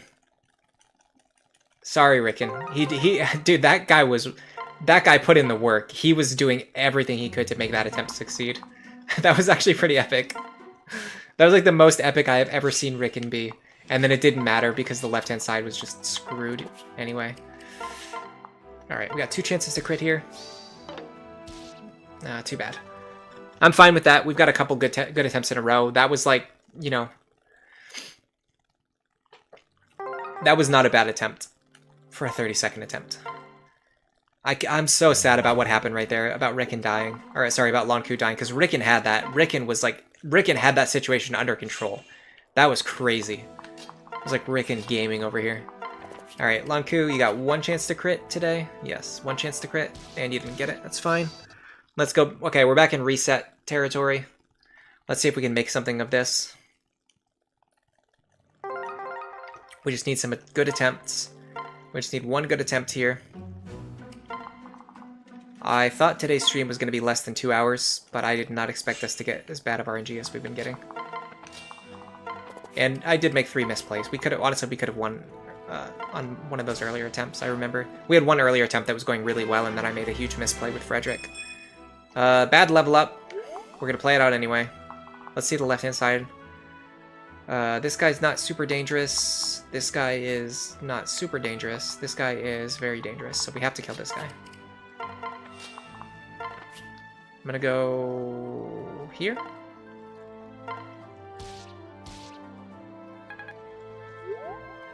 Keep in mind that's the first time that Chrom failed a dual strike today. And the run's actually not over yet. We can still win from this position. It's a little sad that we didn't get that, but honestly, we got a really bad level up, so I'm not too married to this attempt. Like, if anything goes wrong on this attempt, I'm just gonna restart anyway. Because, we got a really bad level up on Lon'Qu. So it's not like this is an attempt that, like, oh, we really want this to succeed. Dual strike there helps, I believe. We're gonna deal... I don't think Sumiya can get this kill, I'm pretty sure. I think she's 1 short. Yeah, she is. Alright, we're gonna reset here. Unfortunate, but it happens. Chrom has been getting dual strikes all stream. That was the first time he missed a dual strike. I can't complain about that. Okay, we're good here. This is a solid 1 chance to crit. On the best attempts, you get 2 chances to crit. On the worst attempts, you only get 1 chance to crit. There you go. You got it on the first.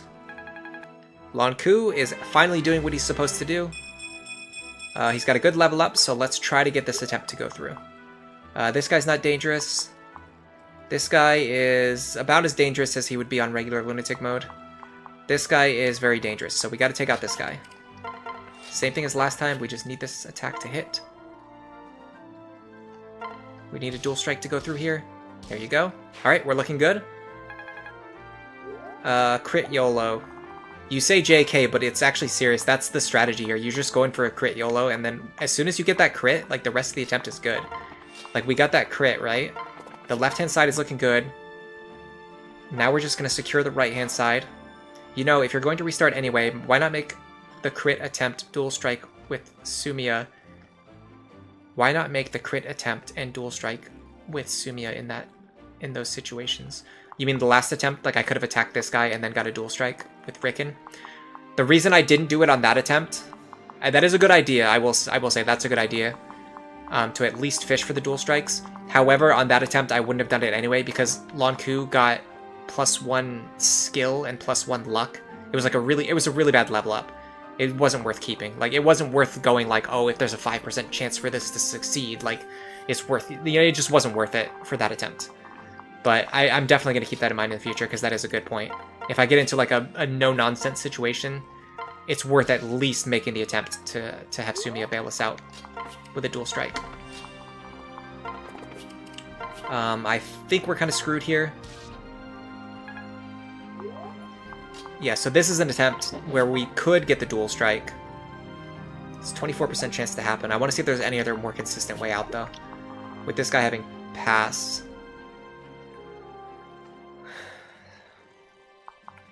He has physical resistance, so Vake's not going to kill him either. So yeah, let's just do this. This saves us a rescue staff. Riken? Nope. Alright. So what we could have done there is either we could have done what we did, which was go for that dual strike, which didn't go through, or we could have set up a chain to block the enemy's movement with pass. But in that situation, then Vake would have needed to dual strike, which is basically the same thing. It just wastes more time, and it wastes a rescue staff charge. So the Sumiya dual strike there was actually the more efficient play. Alright, we got 2 chances to crit here. Can we get it? Lon'Qu? Didn't get it.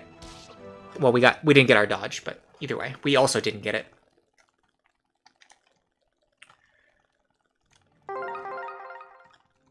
I like how you have to dedicate an entire stream just to this one chapter. It's just so brutal. We got 2 chances to crit here. We're getting good enemy skill RNG now, too. I love when you get 2 chances to crit. I mean, it just makes the attempts feel better than, like, only having to crit on the very first attack. Dang. He hit us twice in a row. And we didn't get our crits. I mean, it's fine, though, because if he's going to hit us anyway, then I'd rather get the crits on attempts when he's not going to hit us. You know what I mean? But, alright. 1 chance to crit here. Lon'Qu. Can you do it?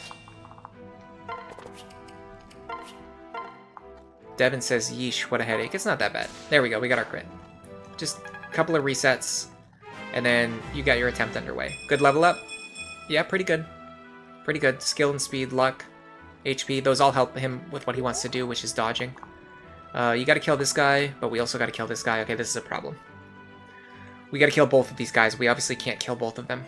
So this attempt might not be... We might not be able to play this attempt out. I guess... I'll go for this one.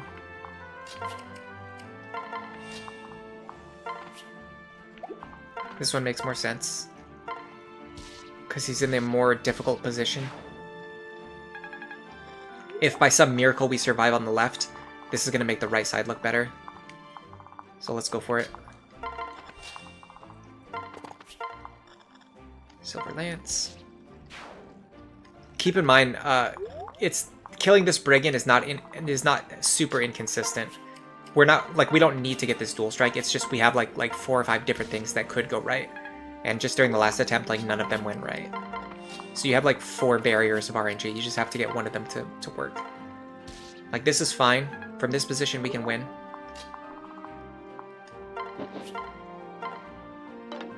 Or we don't, because we miss. That's the first time Sumia missed her attack too, so... Chrom, failure. Sumia, failure. It's fine. This attempt probably wasn't going to succeed anyway. We were just playing out our lines, hoping to get this successful attempt. Aegis you can't do. You have to reset. Counter and Luna Plus. He ain't playing. Honestly, I actually like seeing Counter and Luna Plus, because it means they're not guaranteed to hit you, and it means they're not taking half damage from your attacks. If you dodge their attack, you don't take any damage from them, except for what you deal to yourself in counter damage. So you completely nullify the point of Luna. Failed attempt. I would say the best is like Luna Plus and Pass.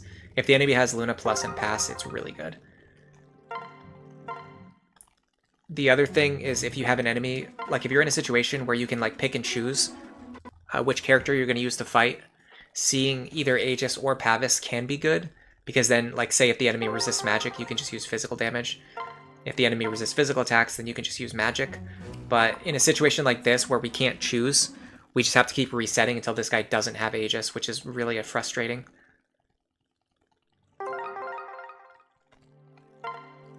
That's why, in my opinion, like, Aegis is actually one of the most difficult skills. Because when the enemy has Aegis, you just have to keep resetting until they don't have it. Whereas, like, with counter, like, there's ways to play around that. Alright, we got 2 chances to crit here. Dodge. Crit. Nope. Okay. Now I'm a little frustrated, because that was the second time in a row that we got 2 chances to crit, and we missed all of them. Missed all of our crit. Plus, we've been missing the crit chances in between those two. But you can't do anything else, you can just play it out. Aegis. Can't beat an enemy that has Aegis. Have to reset. This is going way worse than it should be, by the way. We got 1 chance to crit here. We should, genuinely speaking, like, I should almost be at the end of the map already. Like, in a successful attempt. Like, we should already be at the end of the map on a successful attempt by this point in the stream. I'm gonna have to... There's gonna be a really funny timestamp on this one. Like, I usually put timestamps on these streams. There's gonna be, like, 2 hours. That's just gonna be a timestamp that just says, like, me wasting time. And then at, like, the 2-hour mark, it's gonna be, like, first successful attempt starts here. If you double crit a Pavise DM... If you double crit against the Pavise Dark Mage, do you not kill them? I'll check. That one had, I think that one had Hawkeye anyway. We got 1 attempt to crit here. I'll check right now. Okay, so if I was to land 2 crits, I would deal 19 damage times 2, which is 38. So yeah, 2 crits in a row would kill him if he has Pavise, so I'll keep that in mind for future attempts. Can't do that. You just can't, we can't afford to take any damage. By the way, welcome to the stream. Hi, Pow. I don't know if I've ever seen you in here before. The name doesn't sound super familiar, but I'm not good with names. So if you've been here before and I forgot about you, I'm sorry. But if this is your first time here, welcome to the stream. We got 1 chance to crit here. I hate that we got the crit on the last one after we had already taken damage. You just can't afford to have Lon'Qu take damage. If you're playing Lunatic, if you're doing this strategy on Lunatic, it's fine if Lon'Qu takes damage. But on Lunatic Plus, you just can't allow it. It just makes the rest of the attempt too inconsistent. We got 1 chance to crit here. Hayapow gives me a smiley face. Either way, welcome to the stream. Thanks for being here. No crits. Cool. So we're using this strategy where we have Lon'Qu land a critical hit on turn 1, which generally does not take 2 hours to happen, but usually it takes about 5 minutes. This is fine. We get 1 attempt to crit here. If you're fast resetting, you usually get a crit within 5 minutes, and then once Lon'Qu lands a crit, it makes it so you can actually make like solid attempts to do the rest of the map, to play out the rest of the map. We just need him to actually land this crit. The problem is, earlier in the stream, it was taking us like 20 minutes to get good attempts. whereas it should only be taking like 3 to 5 minutes. Sometimes it happens right away. Like sometimes he just runs up there, he gets a crit right away on the first shot. Like so. Like if that happens, we're good to go. We've got a good attempt underway. Got a decent level up. Improve his dodging capability, which is the thing that he wants to do. This guy's not dangerous. This guy is about as dangerous as he would be on Lunatic. This guy is actually not particularly dangerous either. Which of these two would we rather take out? I would rather take out the one with Vantage, but I'm actually going to wait. I'm going to play out the right-hand side first, because if we need to get rid of this guy, I'll get rid of this guy. Right-hand side's looking good. We one-shot this guy. If he has Vantage, it doesn't matter. He deals 0 damage to us. If he does counter, it doesn't matter. We kill him in 1 hit anyway. Transfer this guy. The right-hand side is actually very consistent. I would like a dual strike here. I don't think it's going to happen.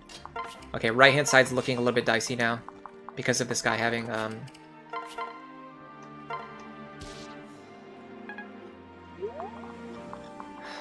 Which one is it? Pavise. Pavise is the one that has physical... I don't know why I can never remember which is which. Pavise is the one that has physical damage. I gotta sneeze really bad. Hold on. Is it gonna come out?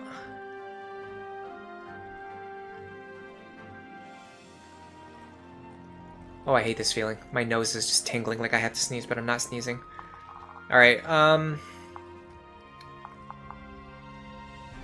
this is annoying. He has pass, too. Because this guy has pass, I'm just gonna go for the Sumia dual strike. Didn't happen. Let's just reset. I'd rather go for the dual strike there, get experience onto Riken, rather than sandbagging for 2 turns and getting pushed into the corner and then failing the attempt 20 minutes from now.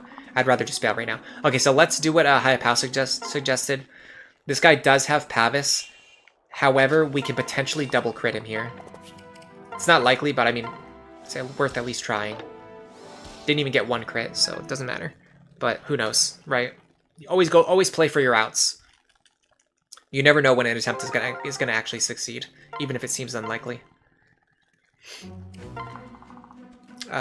This is fine. No, it's not actually. His Vantage and 100% hit rate.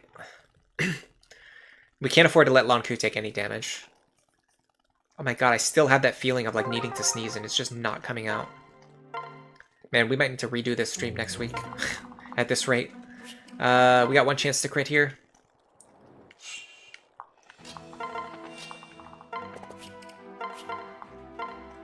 Nope. Don't do it now. Okay. I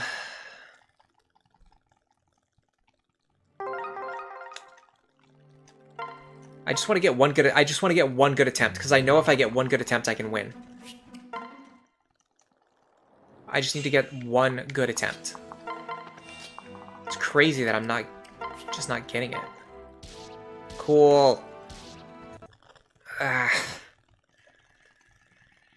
Please don't tell me that we're not stuck in reset territory again.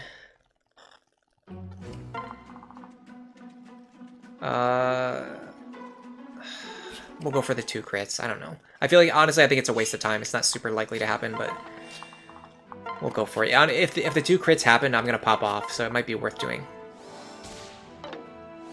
Okay. I stand corrected. The 2 crit strategy is worth going for. Skill, speed, and luck. Not the best level up, but it does what Lon'Qu wants to do. I don't think we can actually win, though. Because this guy's going to automatically hit us. And then this guy would hit us with counter. I mean, I don't know. I'll try it. I think the problem is we have no way of surviving against these 2 guys. We can't survive against both of these guys. The only way we can potentially survive is if they choose to attack 2 different targets, but I don't think they'll do that. Oh, yeah, we're screwed. This guy has... Every time something cool happens, like Riken dodging an attack or Lon'Qu getting 2 crits in a row, that always has to be the attempt where we have like no path to victory. Like we cannot get through this guy, and we can't survive. Like even if we could get through this guy, we can't survive against these two. Even if we could survive against these two, we can't get through this guy. Like it's really frustrating. It's really frustrating. I think I need to switch the position of Vake and Virion, by the way.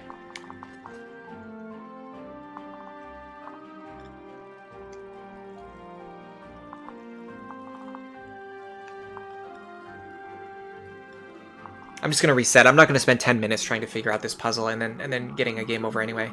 We have like a 1% chance to get through that situation. Less than a 1% chance to survive that turn. I think we might even be guaranteed dead because of these two enemies both having counter. This should be okay. We have 2 chances to crit here.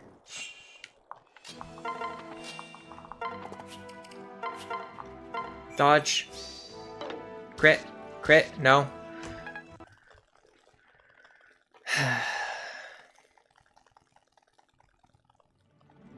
This is so doable. This is so much more doable than I'm making it look.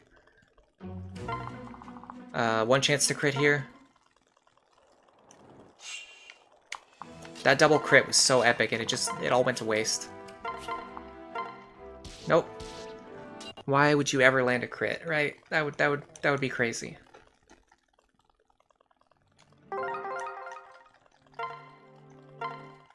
It seems like Lon'Qu forgot basic math again. No chance here.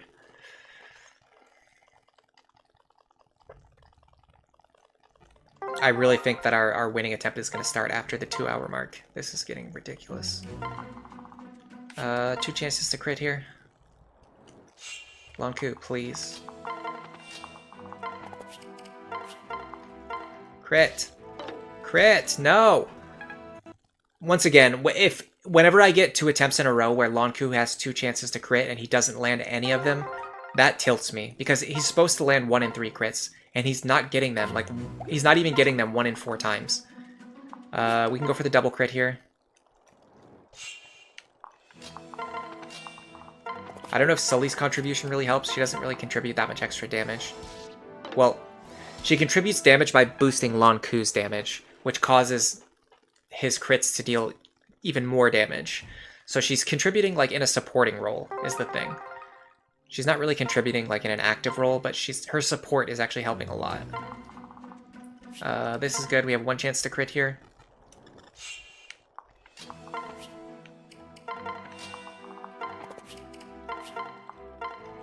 There you go. Okay. Please. Please give me something. Some kind of situation where I have some chance of winning. That's fine. That's annoying, but actually not that bad, because he's going to half the amount of counter damage we do to ourselves. This is frustrating. I think I have to go for this. I think this is viable. This is like a, I would say, medium chance to succeed. Okay, it's looking really bad now. It's looking really bad, but what else do you expect? At least the right-hand side's looking good.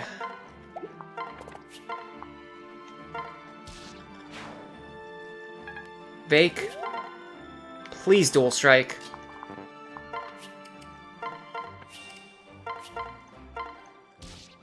Okay. Left-hand side is looking god-awful, but at least the right-hand side is like pretty guaranteed. So all we need is just good luck on the left now.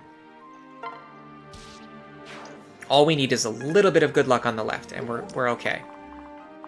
We can even save our rescue staff. Left-hand side. What's gonna happen? Dodge. Chrom. Land some dual strikes, my man, please. Don't kill yourself with counter. Okay, now we need to dodge 1 more attack. Dodge 1 more attack. Nope. That was a slightly below average RNG attempt, I would say. But you need like slightly above average RNG to actually win. This is fine. We got 1 chance to crit here. Really bad though. This is a pretty bad enemy skill configuration, but it's like worth going for. Dodge. Crit. Nope. Okay. worth going for at least. It's actually more likely than the double crit. That attempt had so much potential. Technically, we can win with 2 crits here. I'm going to go for the 2 crits whenever I can. I mean, we've seen that it can happen. It's not likely, but it can happen. Crit. Dodge. Crit.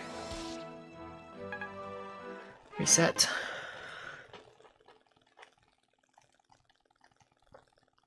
That's about as fast as doing a fast reset. Maybe 10 extra seconds of wasted time. This is good. We got two chances to crit. It's like the opposite of needing 2 crits. Instead, you actually have 2 chances where you just need 1 crit. Lon'Qu, please. Please, I'm begging you. Crit here. Dodge. Crit. No!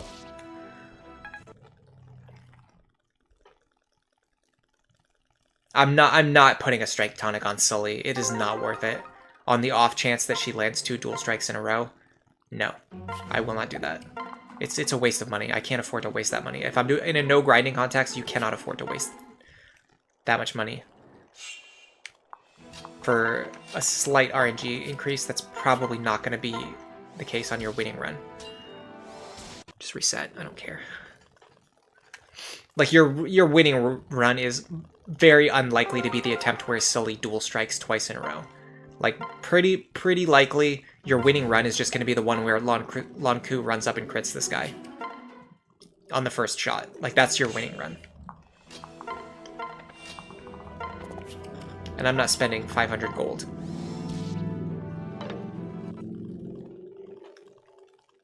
For a 1% chance to happen. I have to be smarter about my money. I honestly already wasted too much on these strength and defense tonics anyway. Can't win this one. We're getting dangerously close to that 2-hour mark.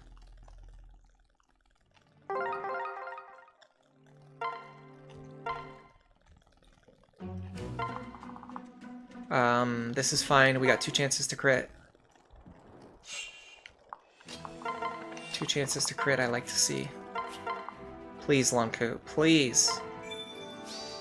Nope. Nope. Yep, get the crit when it doesn't matter. Thank you. Thank you.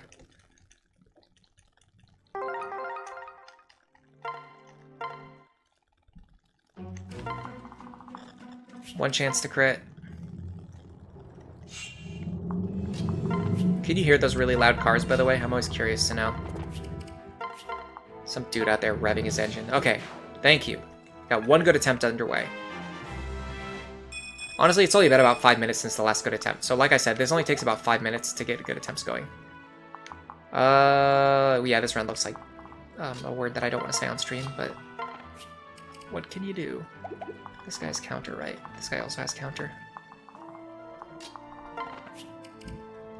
I think we gotta rely on Chrom here.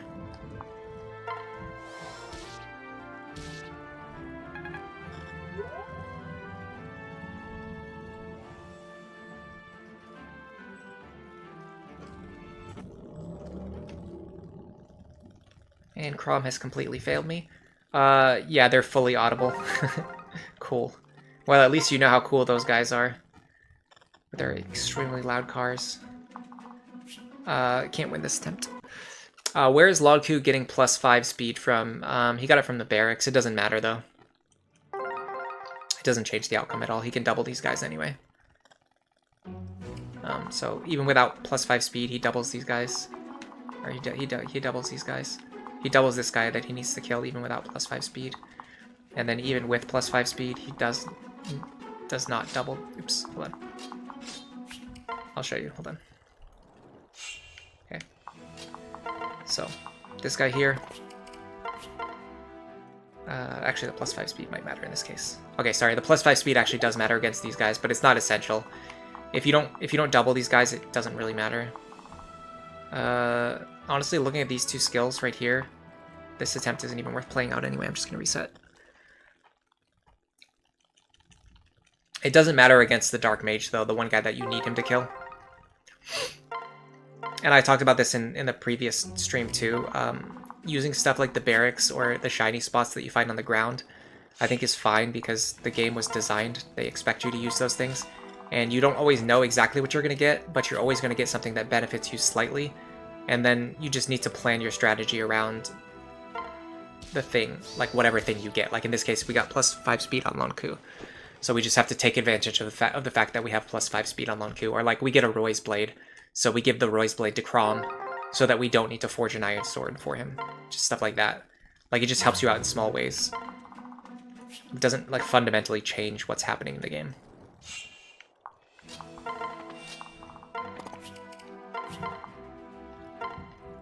There you go. Okay, good attempt. Please, good attempt. It's the 2-hour mark, by the way. It's almost exactly the 2-hour mark. So this might actually be the winning attempt. Okay, this guy's not dangerous. This guy's not dangerous. This guy is dangerous, but we can potentially take him out. This is looking like a good attempt on the left-hand side, at least. I'm gonna go over here.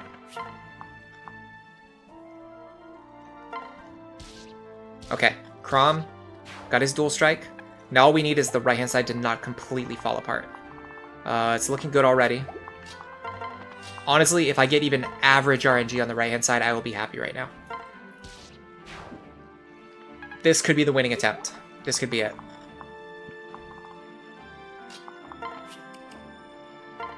This guy doesn't have pass, does he? No.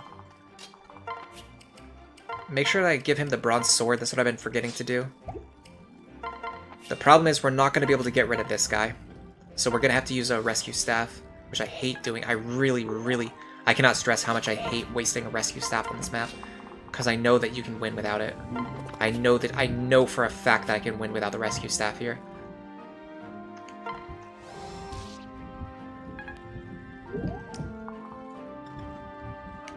So here's what I'm going to do.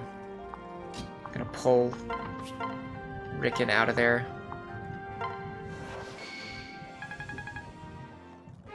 And then Sumia is going to pair up with Frederick.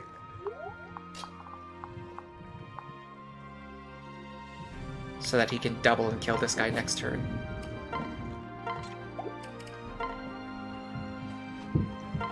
We should be okay here. Oh, perfect. I think we're dead anyway. Dodge. Maybe they do know that they have Aegis. I was always under the impression, when I was playing Lunatic Plus in the past, it always seemed like the enemies don't know what skills they have. But it's really interesting that they're attacking Robin whenever they have resistance against magic damage. It makes it seem like they actually do know that they have Aegis. But I feel like they don't. I feel like I've seen so much evidence that they don't know that they have it. Okay, the problem now is we can't easily get rid of this guy, which I talked about this during the last attempt. If you can't easily get rid of this guy, then you end up just backing your other corners into the right-hand side, which we can't afford. Like, we can't let our units get back into the right-hand side. Let's check these guys for counter. They don't have it. This guy's count. That's the guy you really don't want to have counter. All right, time to get out the calculator. Frederick is going to do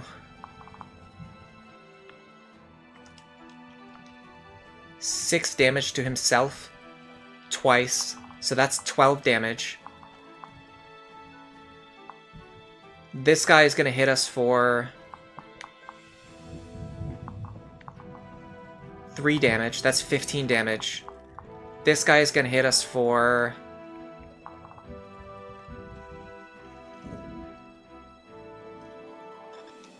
13 damage. That would be 28 out of our 35 HP.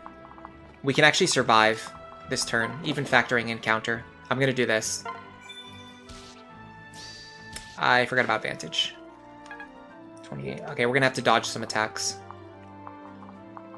You love to see it. You love the misplays. Okay, so the problem here is we can't safely get rid of this guy.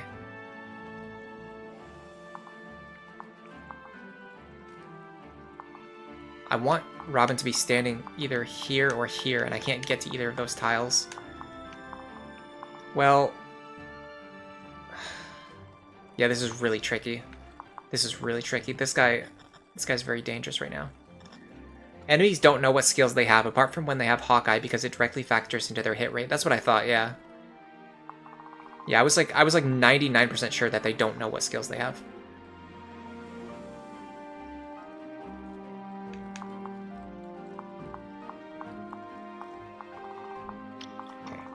I think I can bait this guy over here with Vake.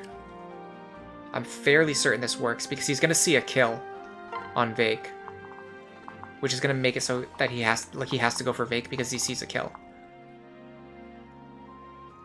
Problem is I have to make it so Robin's not in danger of getting killed by them either. And then we also have to get rid of this guy. That's the tricky part.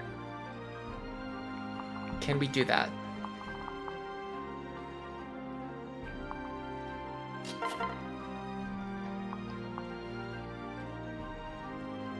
I can actually kill this guy right now with the Erica Blade.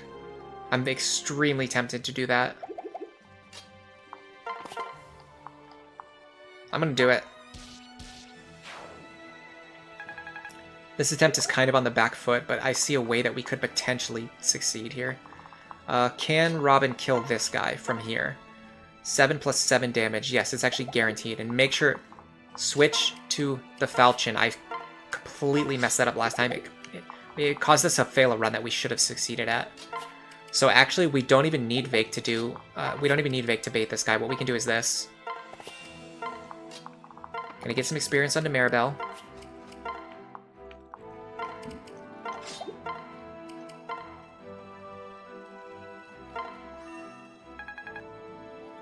I probably should have checked if this guy had counter or not. He doesn't. Okay, good. We're safe. We're going to be relying on Falchion dual strikes here. But what they're going to allow us to do is to... We're going to gain some momentum by killing this guy on enemy phase.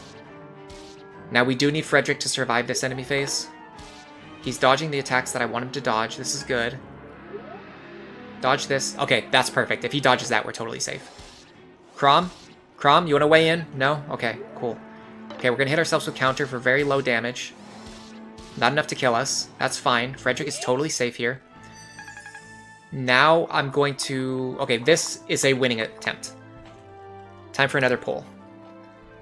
Can we win from here? And then I will start explaining what we need to happen in order for this attempt to succeed. Can we win from here? Well, technically we can, but are we going to win from here? Yes or no? So all we need, the left-hand side is completely free. Like, we are so clean on the we're actually a turn ahead of where we should be on the left-hand side. Because we got that good enemy phase attack on this guy. Normally this guy would be on full HP, and he could also be over here, like in a position where we can't hit him. We actually baited him to move into a position where we can kill him on this turn, and he can't do anything to us. Like, and he's not on full health anymore either. So, like, there's just so many things that can go right on the left side. Right-hand side is a little bit more dicey. What we're going to do is we're going to have Frederick unequip all of his weapons so that he can't damage himself with counter. And he's just going to hold the aggression of all of these enemies over here. What I need to do is calculate how much damage these guys are going to do to Frederick. So first of all, this guy... hold on a second. Let me trade with Sumia. Ooh, this is a bad idea. Don't trade yet, because after I trade, I won't be able to check the enemy stats. This guy is going to deal 3 damage to Frederick. So I'm going to keep a running tally. So the maximum amount of damage we can take this turn is going to be 3 plus... I kind of want to know what this guy's accuracy is. Less than half, okay. But he's going to deal more than 11 damage. He's going to deal 21 minus 4. 17 damage. 17. I'm going to put M for any attacks that can miss reasonably. 17 damage. This guy... very unlikely to even deal 6 damage. 6 damage. I'm going to put U for unlikely. This guy is going to deal 6 damage. Very unlikely. 6 damage. Unlikely. Plus, and then this guy is going to deal 3 damage. Is there anything else in Frederick's range right now? Not this turn. Okay. So the total amount of damage we can take this turn is 17 plus 6 plus 6 plus 3 plus 3. 35. If all of these enemies hit Frederick, he will die. If all of these enemies hit Frederick in a single turn, he will die. if we dodge all of our attacks this turn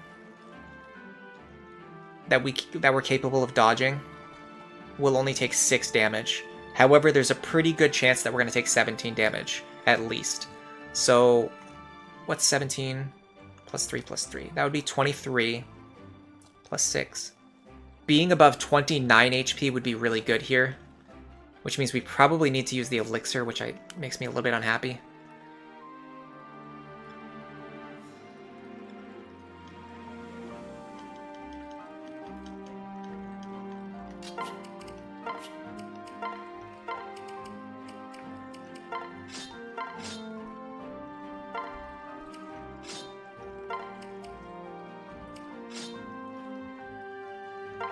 I won't need the Orson's Hatchet anytime soon. Make sure you unequip your weapons after you... Oh. Make sure you unequip your weapons after you trade. He will automatically equip his weapons again. If he does that, it's a problem because he'll kill himself with counter damage. I'm going to use the elixir here. I don't like using it here, but I'm going to use it. Frederick is pretty much guaranteed to survive unless every single enemy lands their attacks, and there's multiple enemies with like 10% hit rates. If all of them land their attacks, I mean, come on. There's nothing else you could do at that point. What I could also do is potentially bait one of these guys out. I think... Can I bait just this Myrmidon? No, I cannot. There's one other enemy who can reach me. Is it this guy? It's this guy. Can I bait just this guy? Baiting this guy away would be great.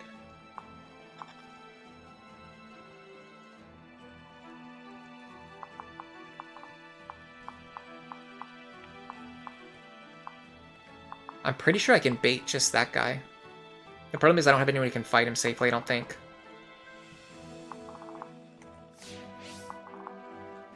Well, Lon'Qu could do it, but I can't get him over there. Can I? I wonder if I can get Lon'Qu over there. Vake could do it if he had more speed.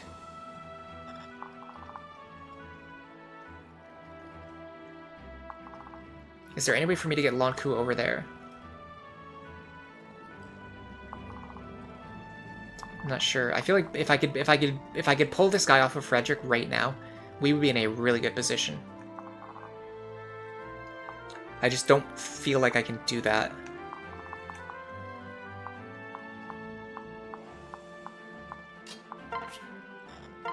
There's an enemy who's going to come out of this fort right here, and he's going to have a short axe.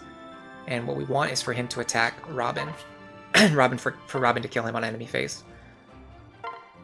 We need a dual strike here. Chrom, please! Thank you.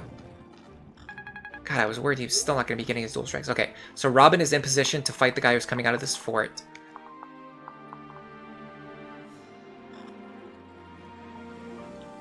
I really want to pull this guy off Frederick right now. I just don't see how I can do it.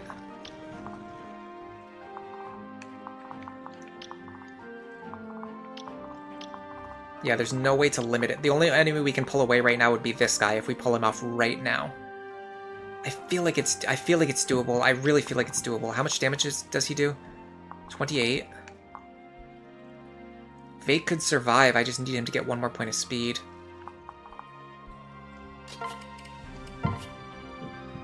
Maribel gives speed.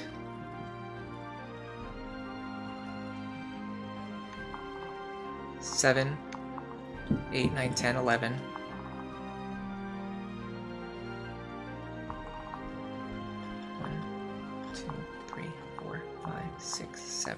Here. I would want Vake standing here.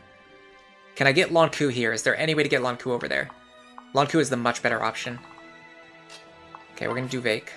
We're going to unequip our weapons. We're going to drop Virion here, which is actually good because Virion's going to be available next turn. We're going to pass Maribel over so that Vake has +1 speed. I'm going to pair up with Rickon so I can get out of the way. Yes. Okay, we have 7 speed now. Yeah, Vake plus Maribel pair up survives. I'm going to put Lisa behind him so that he has a better chance to dodge and to not get crit. This with 3 pair up partners, this reduces his crit rate. This reduces the enemy chance to crit him. I intentionally unequipped my axe because I don't want to deal counter damage to myself. Now I have to make sure that somebody's blocking this fort. I'm going to have Lon'Qu do that. And I think we're safe. I think we're guaranteed survive here. I'm pretty sure this is guaranteed survival. Dodge? Oh, that would have been a clutch dodge.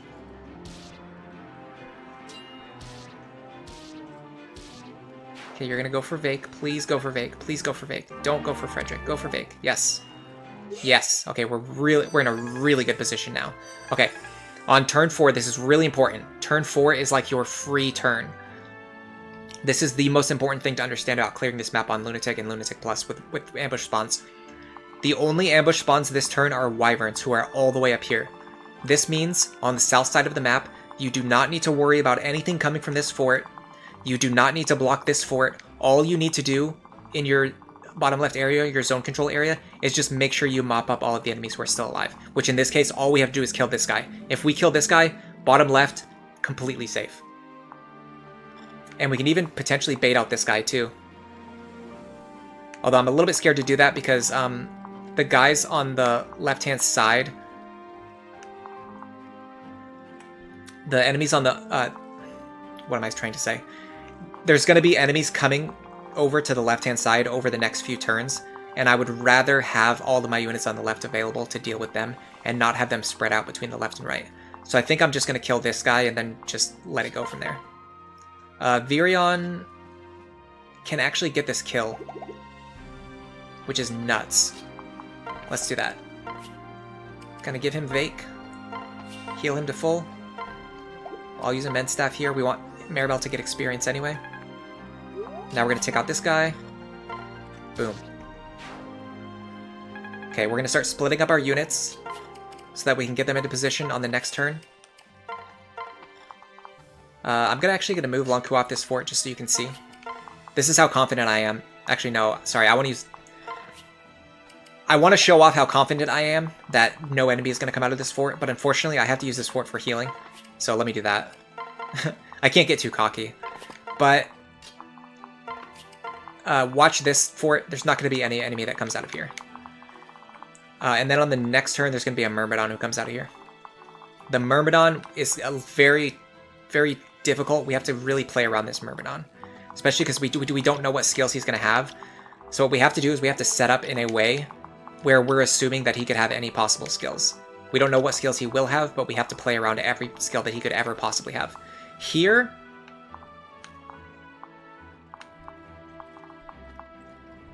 honestly, Frederick could just start killing these guys. The problem is he would be at too much risk from killing himself from counter damage unless we one-shot this guy. What I'm going to do is I'm just going to start using the Vulnerary now. I have the Vulnerary already. Good. All my weapons are unequipped. I'm going to use the Vuln here. The guy who could deal like 12 damage to us is gone now. This mage is the only... Oh, God. Keep in mind that mage only has a 50% chance to hit us. We're going to have to use another elixir charge. Frederick's situation is looking pretty dire over here. You know what? I'm gonna go for the Vulnerary. This guy has hit us twice in a row. If he hits us 3 times in a row, then like, what else can you do? All right, so on the surface, it looks like what you're trying to do is counter these 2 guys with Robin, but that's actually not the case because a Myrmidon is going to come out of this fort, and the Myrmidon is going to move first. So what you're actually doing is you have to put a unit in this position who can fight the Myrmidon safely. Which in this case, I actually want to be Robin. I'm going to get Lon'Qu over here. Robin here. I actually don't want to kill him, so I'm going to use the Fire Tome. We're going to have Chrom paired up so that we don't get doubled. No, we don't get doubled anyway. I wonder if it's better to not pair up then. That way Chrom is available next turn. Is there any reason why we need Chrom with us while fighting a Myrmidon? I don't think so. There's no way they have 18 speed. I might regret this, but I'm going to do it anyway. You need to block this fort, so that's one thing you got to be careful of. I can do that with Rickon. Like so. There's going to be a Dark Mage who comes out of this fort, so you have to block it this turn, otherwise he'll have free reign to attack any of your support units. Then I want to get my other units into position to kill these wyverns on the next turn, as well as the Myrmidon. Is there anyone who still needs healing? No. In that case, I'm going to move... I'm actually going to... Yeah, let's just do this. Here, just to reduce the chance of Robin getting screwed.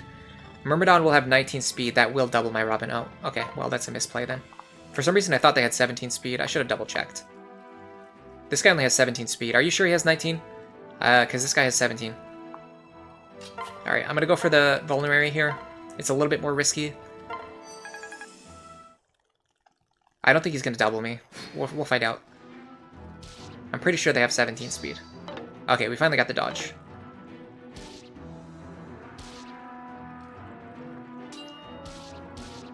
Yeah. He didn't double.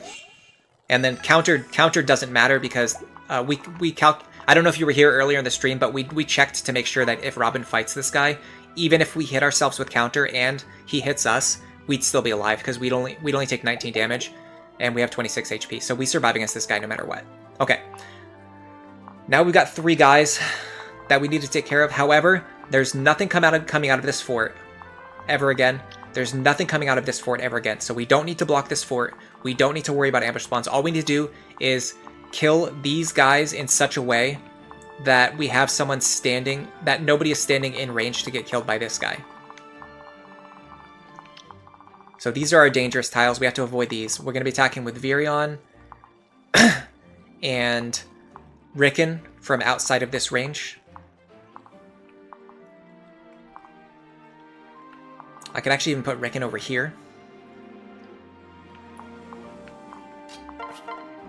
I'm thinking of using the Erica Blade again. I can't get a guaranteed kill here anyway.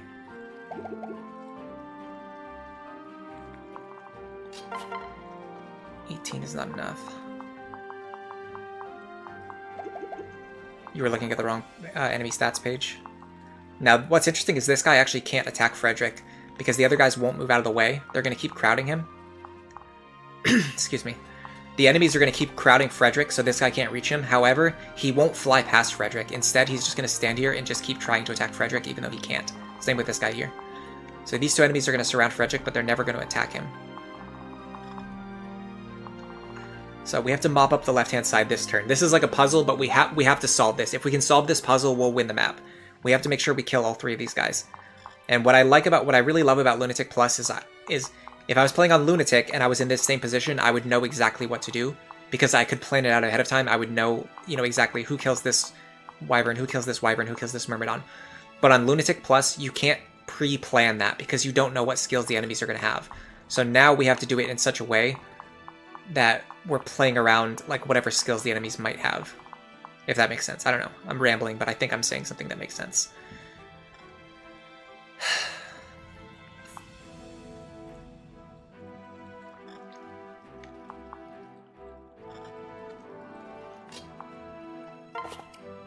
Sully can't contribute here because she deals low damage and everyone has counter anyway.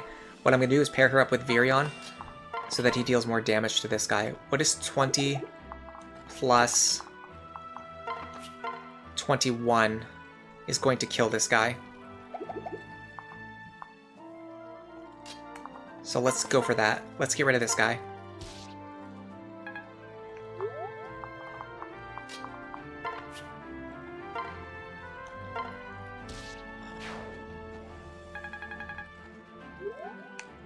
These guys do not double Chrom, so we can actually keep Chrom and Robin split up if we need to.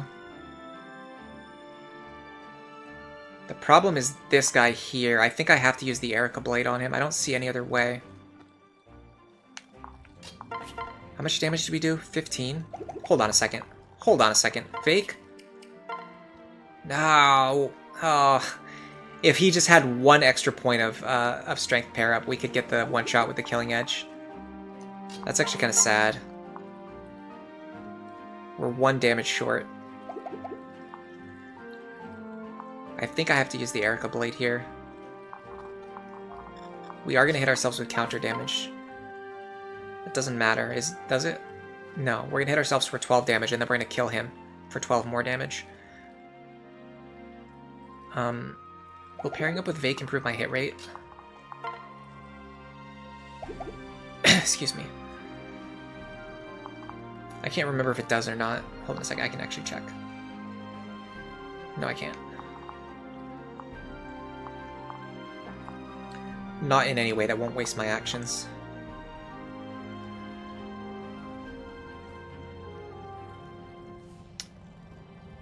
Lisa's actually in a really annoying position right now. It's like the one spot where I don't want her to be standing. I'm just going to move her here so she's out of the way. And this could also potentially help Lon'Qu. It does, yeah, it gives him better accuracy. Yeah, being adjacent will give 10 hit. That's what I thought. I couldn't remember. I know support bonus gives 10 hit. I just couldn't remember if it was 0.1, 2, or 3 that gives accuracy. Because, like, for the first point, it gives accuracy. The second point gives avoid. And then the third point gives crit. But I couldn't remember if it was the first or the third point that gives accuracy. I was pretty sure, though. That's why I was checking. Okay, so putting Lisa here gives us a really high chance to kill this guy.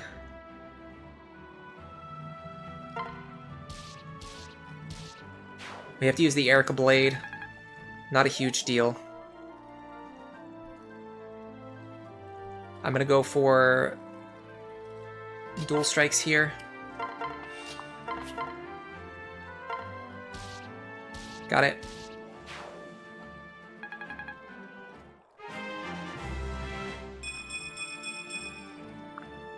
Because we got the dual strikes, that allows us to do this. We can take Chrom and see if we didn't get the dual strikes. What we needed to do was rotate Chrom into the front and then attack with him. But because we got the dual strikes, what we can do is we can actually drop Vake, and this allows us to dual strike with Robin next turn. I'm also going to... I don't need to stand on the fort, but I'm going to stand on it anyway. And I'm going to heal Robin, because Robin needs to do more fighting in the near future. Okay, we should be completely safe here. Right-hand side is a little bit more scary. I think this might be a vulnerary turn.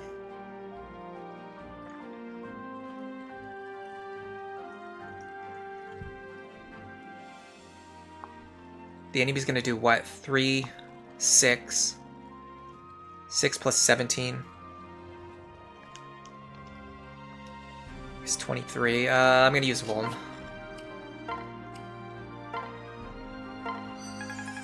Alright. Dodge, nice. We can't sit here and dodge forever, though. That's the problem. These enemies are just dangerous enough that we can't sit here and dodge them forever. Chrom's totally safe. I'm pretty sure he was guaranteed to survive there. I'll double check. Shouldn't be any crit rate. Yeah, not with these many enemies around us. Another thing I want to talk about is Solidarity. Robin's skill. I talked about it during the last stream, but there's going to be some people who aren't going to watch the stream with grinding. They're only going to watch, the actual clear. Solidarity is extremely good because it gives crit and crit avoid to your adjacent allies. So, like, if an enemy has a 10% crit chance, you can just move Robin next to your ally, and that completely gets rid of their crit chance. Additionally, that's making it so Chrom has a 16% chance to crit on his attacks, which is honestly pretty nuts. Like, it's obviously not going to happen all the time, but those crits that you get will matter. And then Chrom himself also has a really good skill. He doesn't have it yet. Sorry, it's called Charm. We'll get it at level 10. It gives accuracy and evasion to adjacent allies, which is another one of those things where, like, small increases in RNG do add up. Okay, so left-hand side is completely solved. All we have to do now is start drawing these enemies off of Frederick. I'd like to pull this guy off first. Excuse me. Very doable. We just need to get to this square. So let's start moving Robin to that square.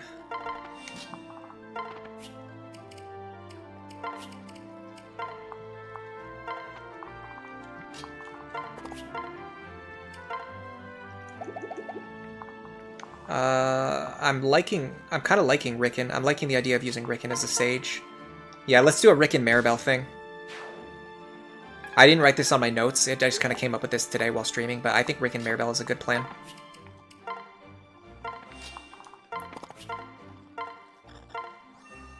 Okay. Keep in mind, the left-hand side now because we looked up the reinforcement order earlier, we know that the left-hand side is completely solved. We don't need to block this fort anymore. I'm going to use it for healing. We don't need to block this fort anymore. We don't have to worry about any left-hand side aggression. All we need to do is worry about pulling these enemies off of Frederick and keeping him alive. And if he dodges his attacks, we don't even need to use healing. Oh, I should have used the defense tonic that turn. That was a mistake. I'll maybe use it this turn. I don't know. Frederick's in pretty good position already. Honestly, we can potentially save a defense tonic, so let's try to save the defense tonic if we can. So, here's what we need to do. We need to fight this guy in a way that we don't kill ourselves with counter. I think I know how to do that. Is there any way to get a bronze sword onto Robin? There is.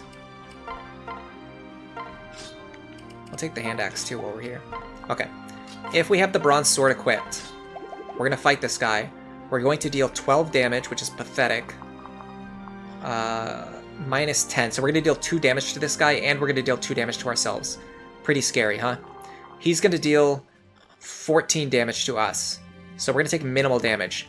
But while we're doing that, we're going to be baiting in dual strikes from Chrom, who can shred this enemy to pieces. So this is a tactic we used during Paralog 1, which I'm going to talk about again, where you use a weak unit to take counter attacks, to fight enemies with counter, while baiting in dual strikes from strong enemies.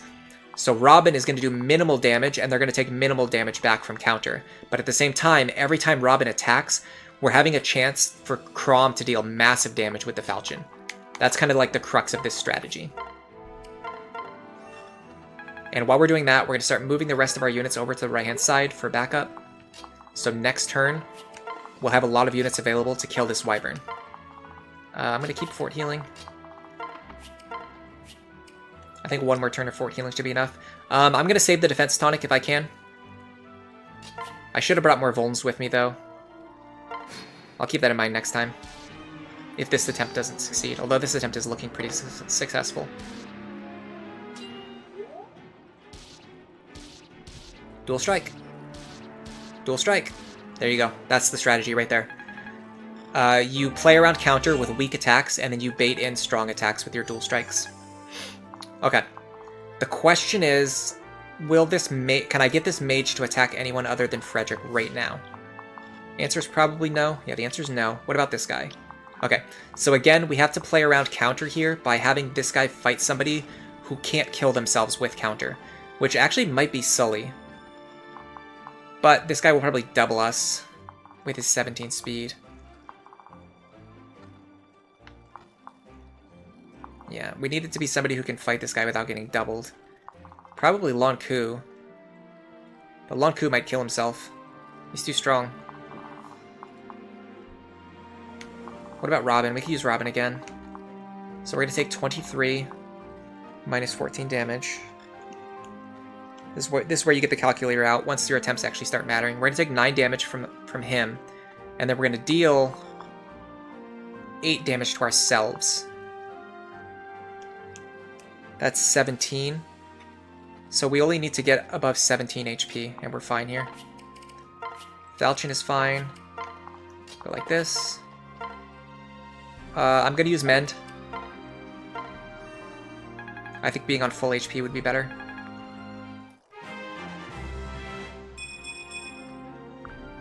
I think if we crit him, we don't even kill ourselves. I'm pretty sure about that. Actually, not 100% sure, but pretty sure. Alright, let's get off the fort now. I'm going to do something weird here. Separate Lisa out. Okay, we should be fine. Frederick probably has to use the elixir this turn, because we're pulling an enemy off of him that deals 3 damage, and we're opening up space for an enemy that could potentially deal 6 damage. Probably won't, but potentially could.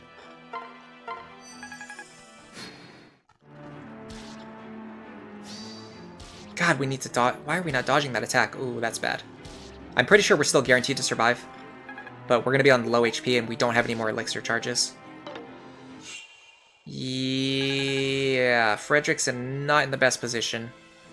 I made a mistake by not giving him an extra elixir, and by not using the defense tonic when I had the chance that one turn. We have to dodge this guy's attack now.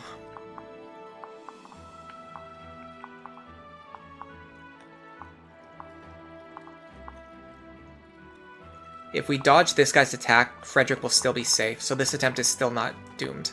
But it's looking a little bit grim. We gotta get rid of this guy. I'm gonna keep building sword rank, if I can. Get dual strike. Oh yeah, baby. Alright, how many enemies can Robin pull away safely? That's a question to ask.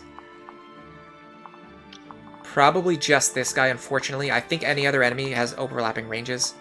Yeah, these guys have overlapping ranges. Is there any guy to the north? There is. It's actually worse than it should be. It's actually even worse because this guy also has overlapping ranges. So, here's the plan.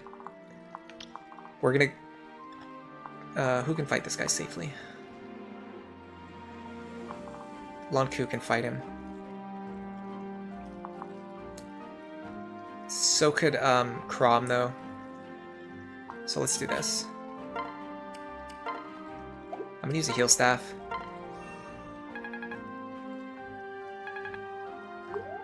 Chrom in the lead.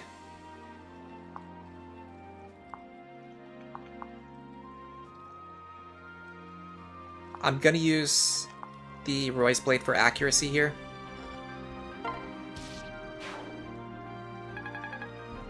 Okay, this should be fine. We're gonna move Sully away.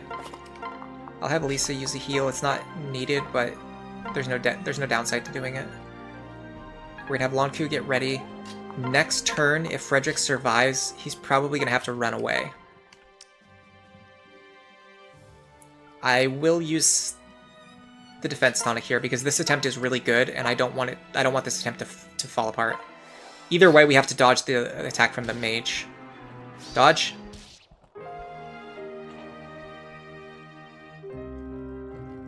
Bro, that guy had a 40% hit rate, by the way. I checked it earlier. That guy had like a 40% hit rate. He hit us like 6 out of 7 times. Sumi is dead. And this attempt is over. I'm feeling pretty motivated to redo this stream again next week, because I don't want to stream for clearing one chapter to be 4 hours long. I want it to be like 2 to 3 hours long, and we're already at the 2.5 hour mark. Yeah, that mage caused way too much damage over the how many turns has it been? 11 turns. But we started fighting him on like turn 3. I seriously think he hit us like 5 or 6 out of 8 times. Like, that was unbelievable. But in order to play around that, we're going to have to bring an extra vulnerary with us, which I should have been doing anyway. I just didn't even really think about it. I'm very strongly considering ending the stream here and just redoing it next week.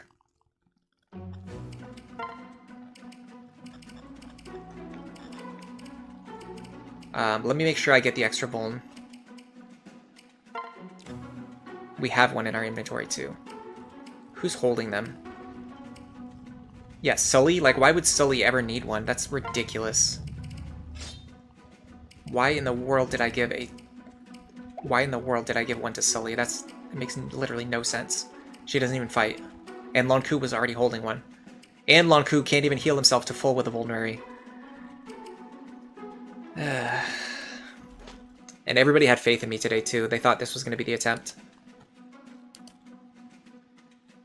That should have been the winning attempt. I don't know. Honestly, I don't want to do 3 streams in a row of just me playing the same chapter though, so I'm just gonna power through it. We can do this today. Let me make sure I save. Got one chance to crit here. Let's go. That's what a normal attempt should look like. And that attempt failing was extremely unlikely. That was like a 98% chance of success run, and we just couldn't get it. Okay, we got the crit on turn 1. It's looking like a good start. Horrific level up. Disgusting level up. Probably the worst level up I've ever seen in my life. Dual strike? No? Okay. That's not worth keeping. I'm not taking a 5% chance that Lon'Qu survives just so that we can keep his +1 magic level up. That's worth a reset on its own.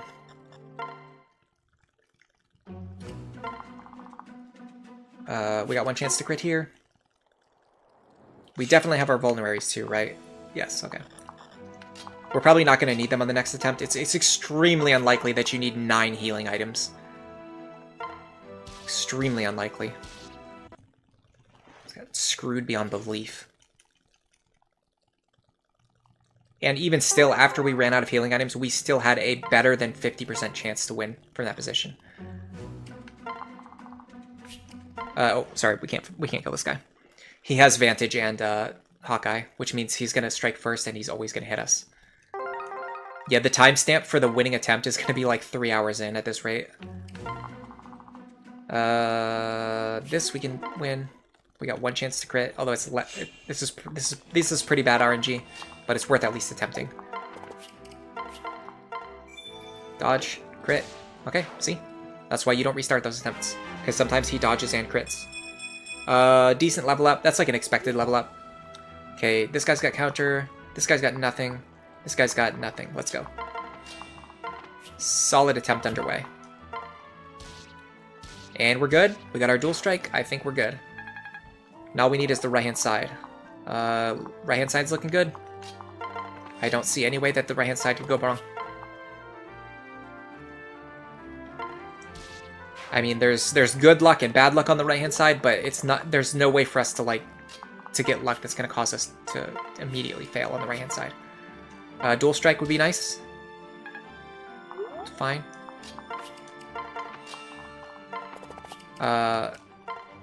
Make sure I equip the sword on him too. Oh, watch out! Don't misclick. Okay. Now we have to play around.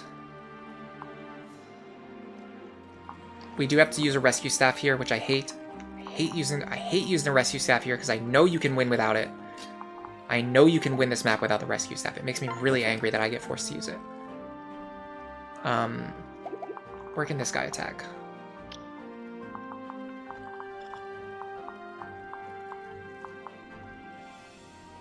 I'm gonna put Sumia here. I don't think the guy will ever attack Sumia, but I'm gonna put her there anyway. Could potentially pull some damage off of Frederick, and then we have to use the rescue staff on Rickon. Like at this point, I'm literally just using the rescue staff so that I don't have to do another 2 hours of attempts. Like that's not a good use of a rescue staff. A good use of the rescue staff is to do something that would otherwise be impossible. We might be dead here anyway, because we failed to dodge that attack. I'm not 100% sure, but I think this Merm kills us now. No, he doesn't, because if he did, he would have. If he saw the kill, he would have went for it. Okay, now this guy should attack Virion. It's like almost guaranteed. I think this guy always attacks Virion. Yes. And he missed, which is really good for us. Okay, good opener. What is his damage against Robin? I'm kind of curious now. 10? Yeah, we would have survived on 1, so I guess that's why he goes after Lon'Qu. Let me drink some water.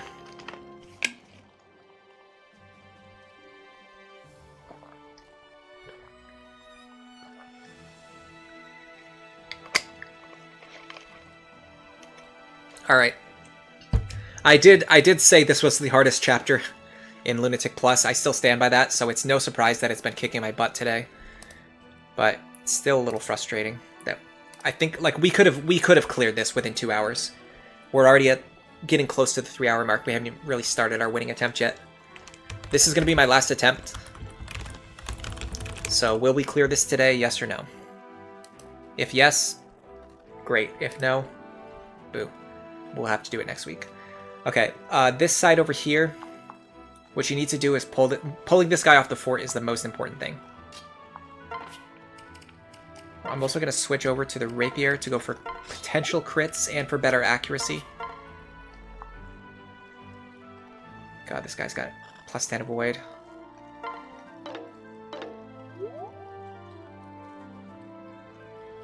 Okay, sure. The vulnerary should allow us to survive here. Yes.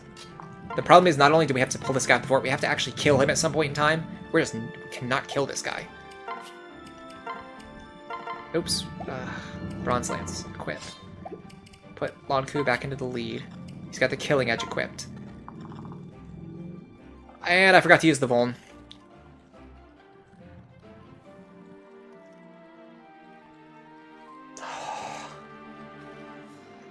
I had to use the Vulnerary there so Lon'Qu could actually survive.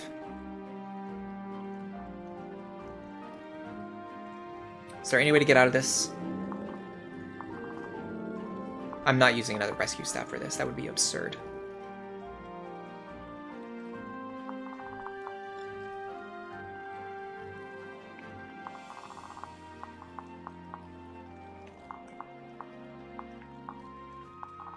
Okay, this is what the right side normally looks like. You have like 15 guys who all have counter. So what you do in this situation, you have Frederick kill this guy, which actually he can't do because the stupid guy has physical resistance. Perfect. A million reasons why this attempt is not going to succeed. You have Frederick move up here, unequip his weapons, use the Vulnerary. Sumia pairs up with him to increase his evasion. Virion is going to bait out this guy.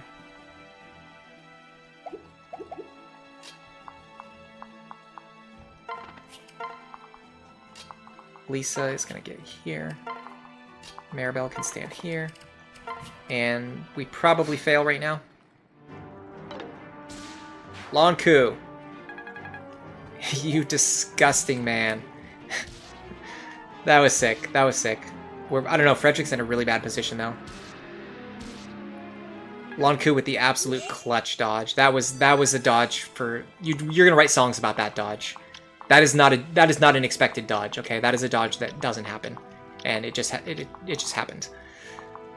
Like, that doesn't happen, but somehow we got it. Okay. We have to be careful because there are reinforcements coming this turn, if I'm not mistaken. Yes.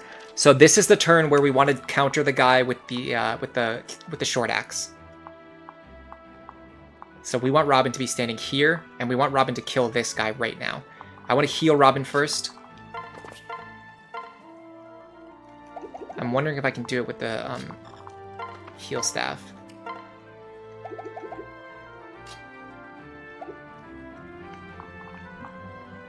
Excuse me. I'm going to do it this way.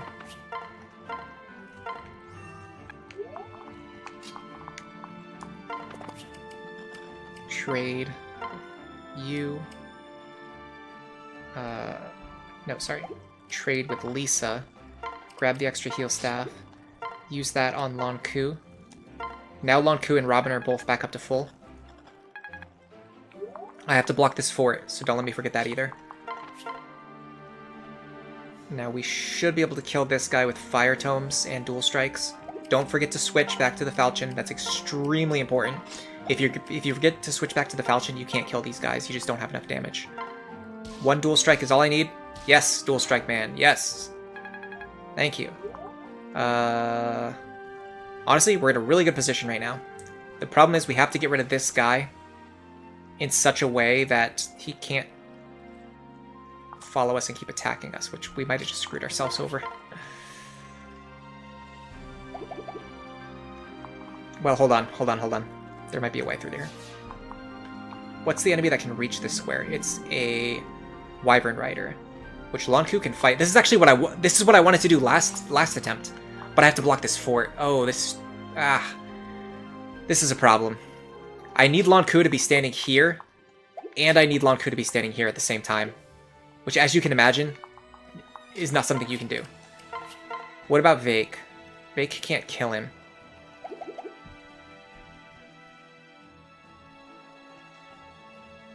Okay, I think I know what I need to do. It's stupid and I hate it, but I think I know.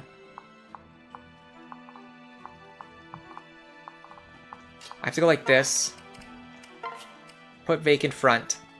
Now this Dark Mage is going to attack somebody that he cannot kill. And these units here are going to be blocking the fort, so that the Brigand doesn't come out and kill my backline.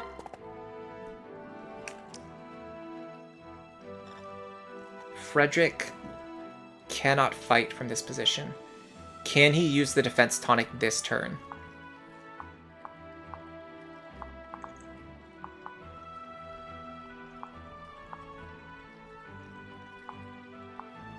one of the axe guys has Hawkeye, which is really bad. I'm gonna use a Vulnerary this turn, just to be as cautious as I can.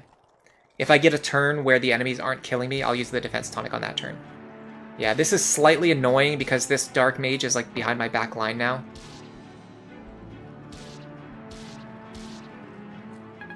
We didn't get the kill there either. Now we have way more enemies on the left than we normally have. The left-hand side is looking more dicey than it normally looks. This turn, I've mentioned this before though, turn 4 is pretty free. The only thing you have to worry about are ambush spawns coming from these forts all the way in the back, and they obviously can't reach your units. So basically our left-hand group, all they need to do is mop up the enemies that are surrounding them right now, and they'll be totally fine. So let's see if there's any way to do that, and maybe get Lon'Qu into the position where we want him to be. The problem is going to be this Dark Mage. We've got to kill him. But he has Nosferatu. Even Robin kind of struggles here.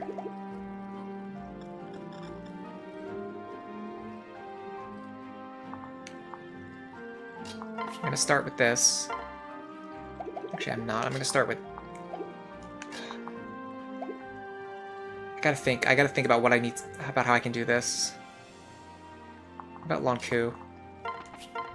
Killing Edge doesn't do it. Erica's Blade would do it if I had this. No, I don't think Sully gives me 3 strength. I think Sully gives me 2. Erica's Blade can't do it. I think we gotta use Robin here.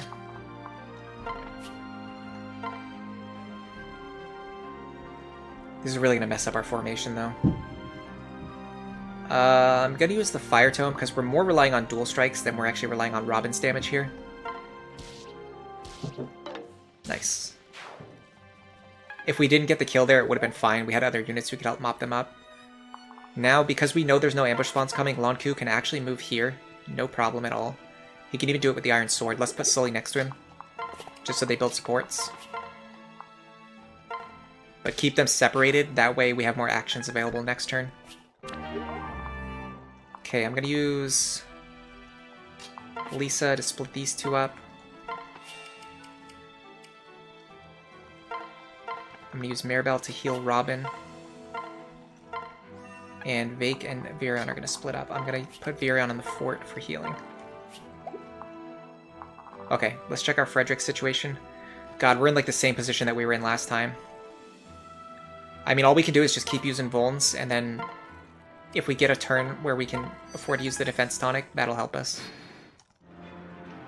I just don't want to use the defense tonic if I don't have to, that's the thing. Okay, we dodged that attack, that's very clutch. This turn we could use the elixir. We survived on very low HP, but we survived. Okay, this is the turn I've talked about before. It seems like you're going to fight these two guys, but you're actually going to fight the Myrmidon who comes out of here. Robin can fight that Myrmidon as long as they're on full HP. And they don't get doubled either. We confirmed that last time. So you can actually have Robin and Chrom split up and still fighting together. Let's go Rapier. Whenever you're fighting Myrmidons, I like to use the Rapier. Better accuracy, and you also have a chance to crit them. I'm going to use... Actually, hold on a second. I just remembered. We actually don't want to kill this guy, if possible. Because we want him to... We don't... If we kill this guy, the space behind... I just dropped Chrom instead of dropping Robin.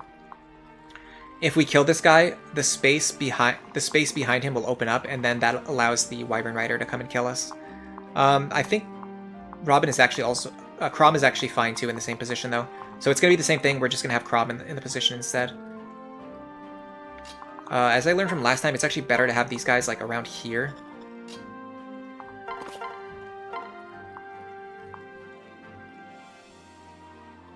I'm going to do this, because there's a small chance that Vake might need to attack.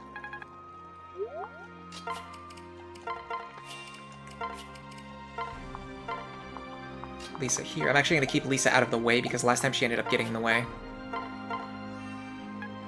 Lon'Qu on the left-hand side worked last time, and then I'm actually going to move Sully away from Chrom. It's going to lower his crit chance, but more than that, I don't want them to build any support points. Okay, we're going to have to use the elixir here. After you trade items, you will automatically re-equip everything that you're holding. So make sure that you unequip again, and then use your elixir. I don't feel good about this turn, but I don't think I doomed us to failure.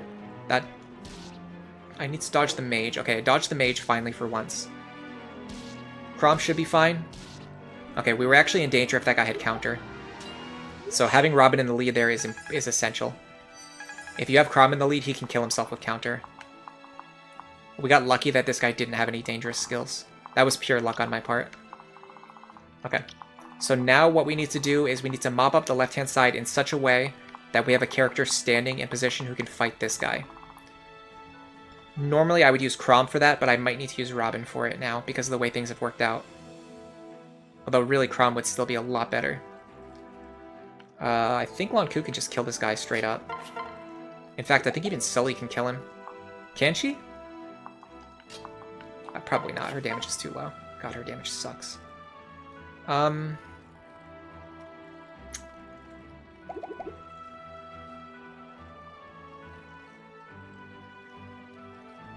Okay, let's think about the Wyverns first. This one has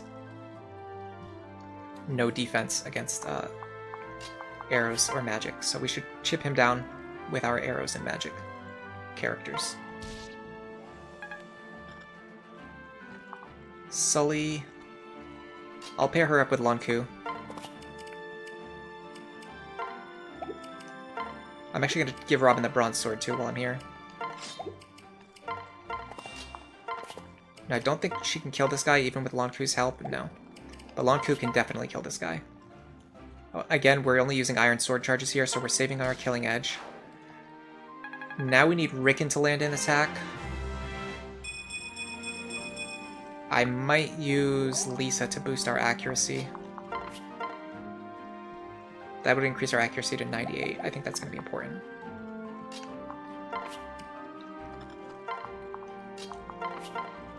Yeah, we actually could have moved Lisa first, so that Virion would have better accuracy too, but I didn't know at the time that that was an option.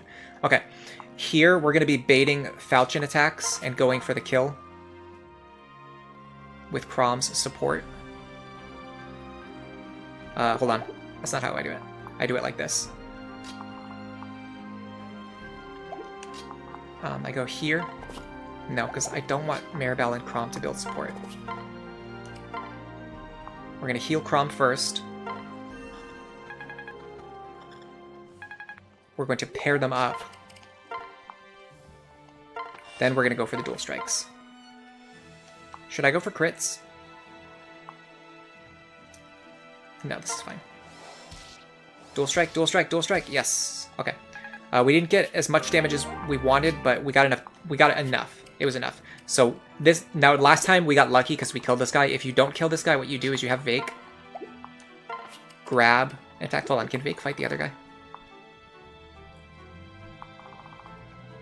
Let's check to see the survival rate of Vake or Chrom here. Chrom is probably better, though. I don't really need to level up Vake. I don't think I'm going to be using him this run. Yeah, Chrom can survive. Okay, so let's do this. So what we're going to do is we're going to transfer Chrom over. We're going to move him into the lead, and then we have to keep him paired up with Vake, unfortunately, because of the way things panned out. Otherwise, what we would do is we would drop Vake, and then we could have Robin dual strikes. Because we can't do that, we're going to have to stay paired up with Vake and just fight this way. But we can still fight this way. It's totally fine. It just means our next turn is going to be a little bit slower. All right, Frederick is looking pretty good. I'm going to use that defense tonic now. This is what I should have done during the last attempt. That honestly could have potentially saved us. It's going to reduce the amount of damage coming from these axe fighters.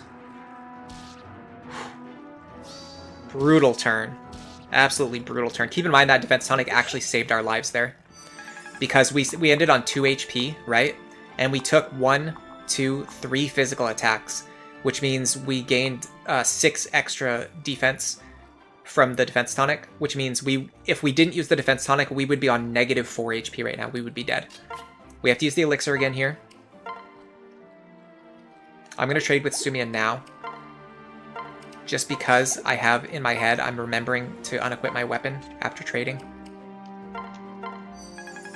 Okay. Now all we need to do is just get over there and start peeling these enemies off of Frederick before they can kill him.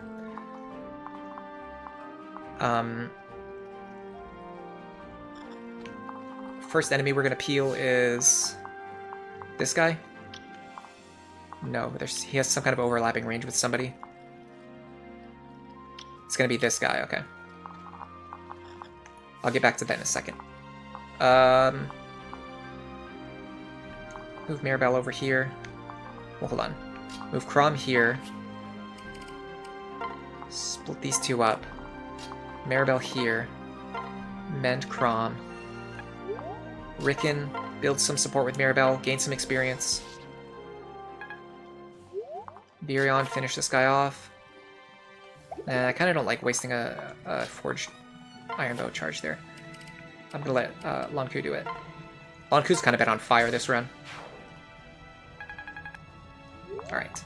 I don't think we can get anyone over there fast. Actually, we can. We can get Robin over here fast enough. It's this guy, right? But he's got counter. Oh, we can't get Robin over there fast enough. It's fine. We actually need to find out, is there any tile that doesn't have overlapping range? I don't think there is. We're gonna have overlapping range no matter what. However,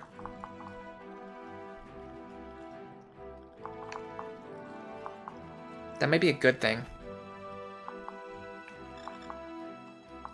Because it would mean potentially pulling two guys off of Frederick. You nodded off after the pizza. Are we still in the same map? Yeah, this whole stream is just going to be about clearing this map. This is the hardest map in the entire game. I'm doing worse than I should be. I should have been able to clear this sometime, like between 2 to 3 hours. In fact, we literally saw a winning attempt. Like, we just had a winning attempt, but like, Frederick died. Frederick had like a 2% chance of dying, and he just happened to die. We've got another winning attempt going here. The problem is we got to peel these enemies off of Frederick fast. So I'm wondering if Robin can fight these two enemies at the same time, and if so, if I should move them over there. So let's check their damage. It's going to be 28 plus 28. That's easy to remember. They're going to have 56 damage. We have 27 plus 13 plus 13 HP. We have 53 HP. However, if we pair up with Virion, Virion gives plus 3 defense to us. That's going to be 56, 59. We should survive with 3 HP if we pair up with Virion here. The problem is counter means I'm not going to be able to equip any weapons, which means we're going to be dealing with 2 enemies that still have like full health on the next turn. I think I'm actually not going to do it this turn. I'm going to wait and do it next turn. Just so I have my other units in position.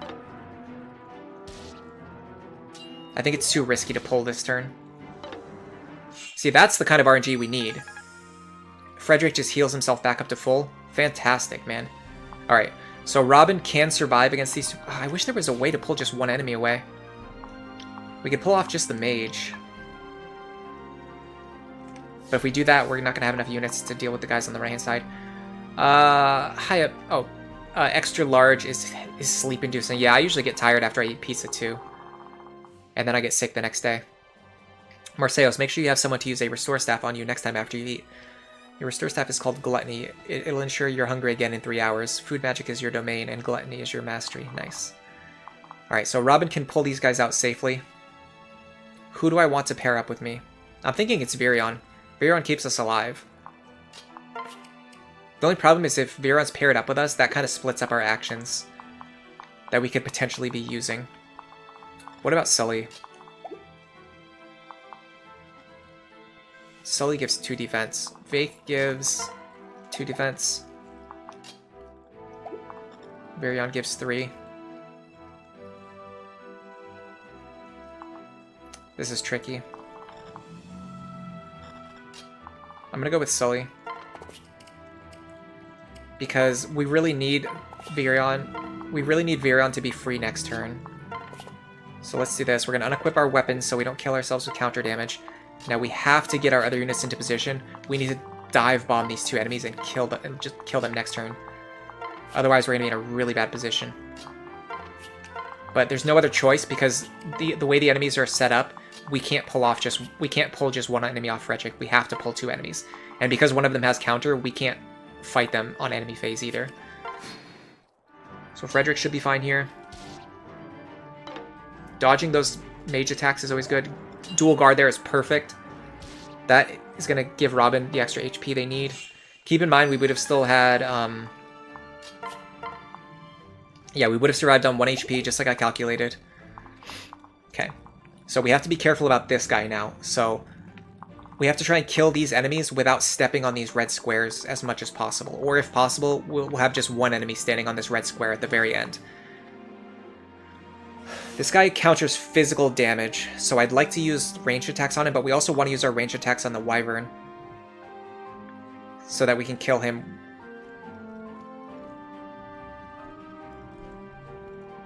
I think I see how to do it. I'm going to pair up with Virion, which I know seems very strange. I'm going to have Robin move here, take Chrom, and give Sully to Virion. That's a good play. Now we have our Falchion equipped. We're going to have 2 chances to dual strike here. And I'm going to go 2 chances to crit. Nice. Okay. This puts us in a really good position. Now, this guy has resistance against physical attacks, but we're going to be using a bow, which for some reason counts as magic. We don't have our bronze sword anymore, unfortunately. It'd be nice if we had it. So we're going to get an attack here plus a chance to dual strike. In fact, is it better to attack from here? No, it doesn't matter. Dual strike? No. Okay. Things are getting dicey now, but we're not out of the woods yet. Next, I would say we're gonna go for Elwind. That's another 13 damage. Actually, we can boost that. Which one of them gives him more magic? She gives 3. She gives 2. Okay, we're gonna do Lisa. That's 16 damage. Now all we need is something that can deal 10 damage to this guy.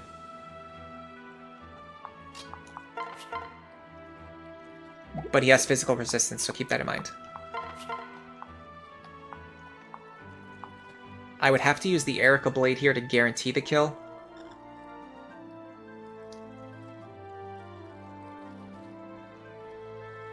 Is that what we should do?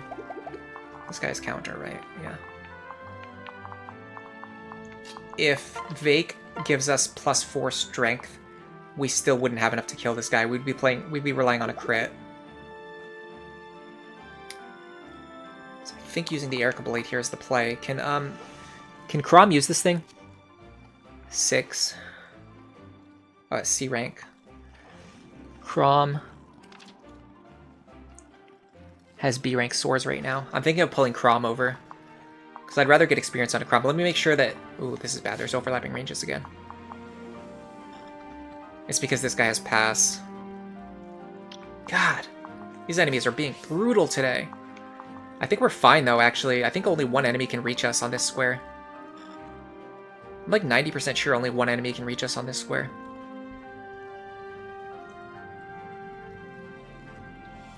Is there any way to make another ranged attack? I don't see it. Okay, I think I see the play. I don't love this. I really don't love this. I'm going to do this. Transfer Chrom over. I want to put Chrom in the lead.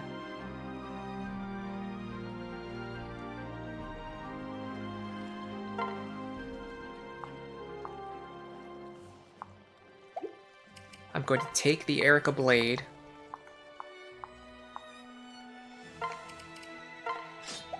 I'm going to use that to kill this guy.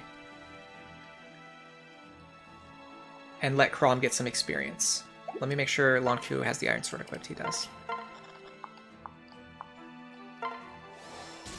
Okay.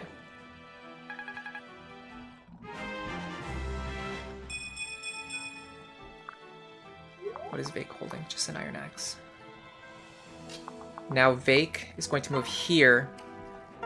He's going to unequip all of Chrom's weapons so that Chrom doesn't kill himself with counter. I'm going to transfer Lon'Qu away. No, I'm going to keep Lon'Qu on Chrom because that's gonna increase his chance of dodging this incoming attack. Then I'm gonna heal Robin. Now I have to kill 2 more enemies.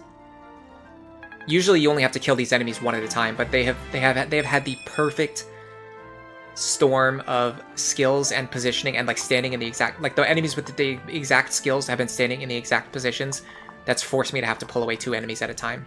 For 2 turns in a row too, which is a lot of pressure. But we can still win from here. Frederick is looking very safe now.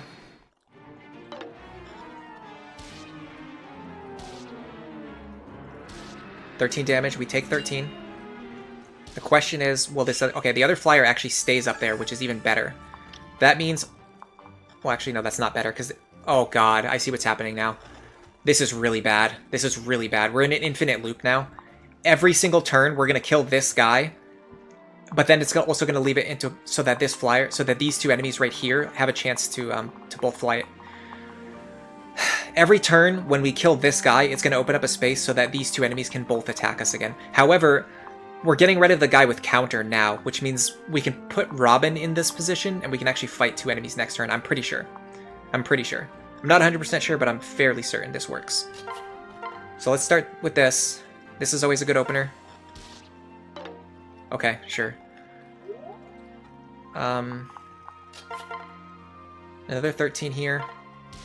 Okay, how likely is it that Robin can hit this guy with a bronze sword? Extremely likely. Okay, we're in a good position. Let me check. This guy can deal 23 damage to Robin. This guy can deal 28. 23. I'm 100% sure we can survive this, but I'm going to calc it just in case because there's no reason to get sloppy. 51. 27 plus 14 plus 14. We have 55 effective HP, so we're going to survive on 4 HP. So here's what we're going to do. Heal up to full. Just because there's no reason not to. We're going to get our falchion back, our rapier, and our Roy blade. We're going to keep the Erica blade there. We're going to transfer Lon'Qu over to Vake. We're going to equip our falchion and pair up with Robin. Robin is going to attack here.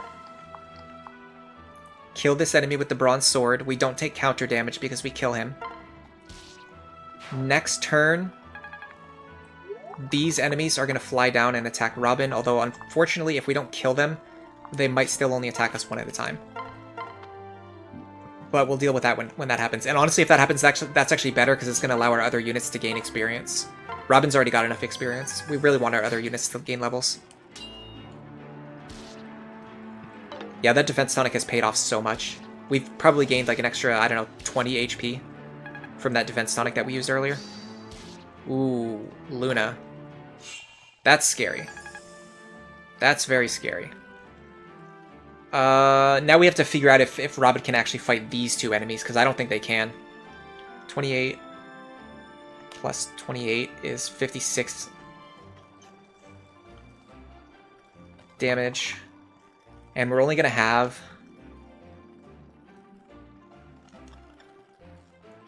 Sorry, was it 28 plus 28 is 56 damage. We're going to have 27 plus 14 plus 7. We're only going to have 48 effective HP, which means we have to dodge an attack here.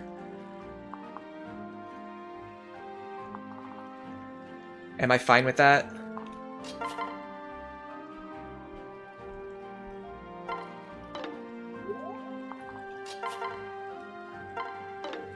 Bro.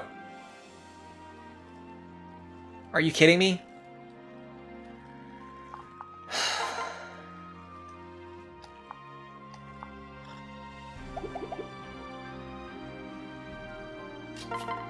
The annoying thing is I have to go for another risky attack now, because I just missed a million attacks in a row.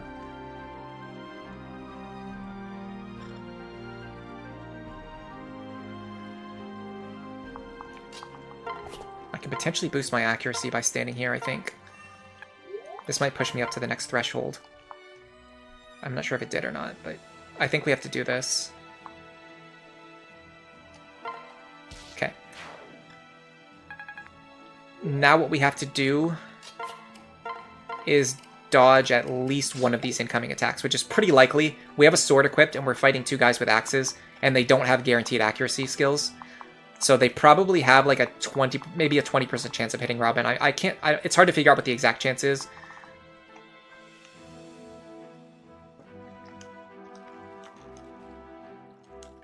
because I don't know exactly how much of a bonus the sword is giving us. Plus, we've got allies around us that are boosting our evasion rate even higher.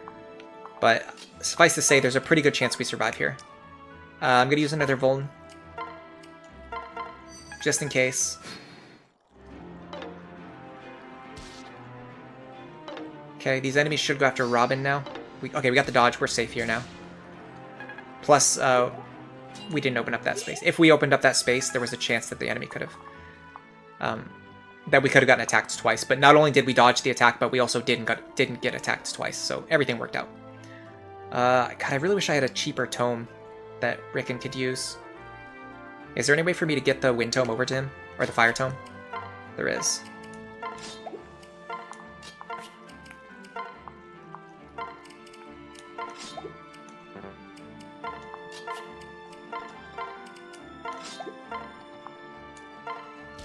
Yeah. I'm liking the idea of bringing Sage Rickon as one of our main units, because he'll be able to use staves and he'll be able to fight, which means he can kind of play two roles at once. He can do a chip damage support role, and he can also do... Ooh, this is really good. He can do a chip damage support role, and he can also do a staff user role.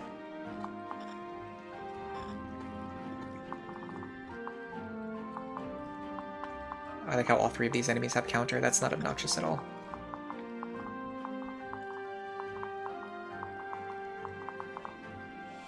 Okay, this guy...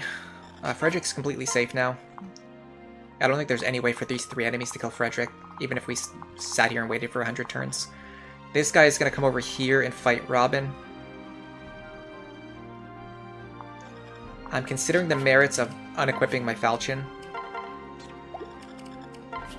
and going for experience on my other units, particularly Rickon. If I'm going to use Rickon, I have to start training him right now.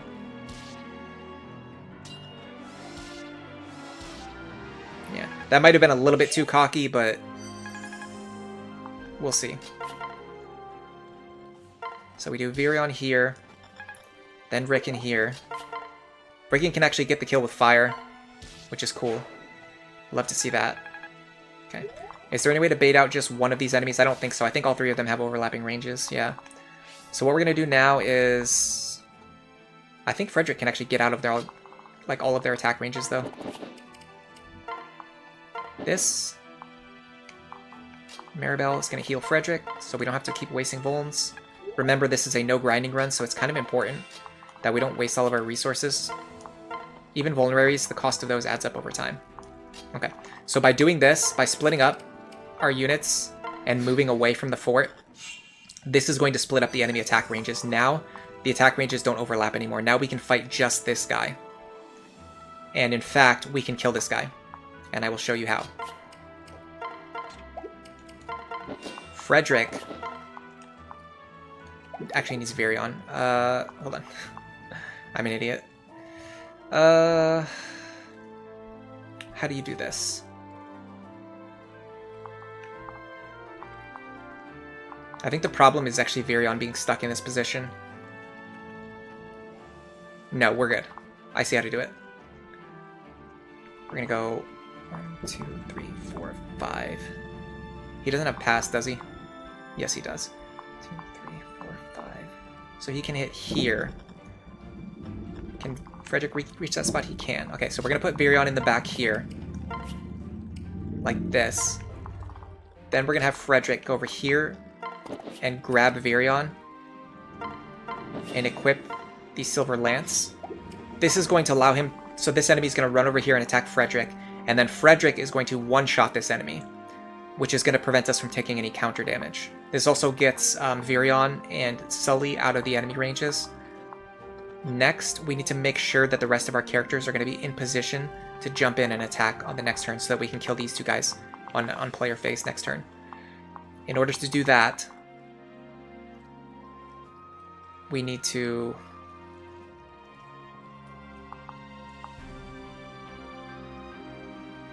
This guy is the one who scares me the most right now.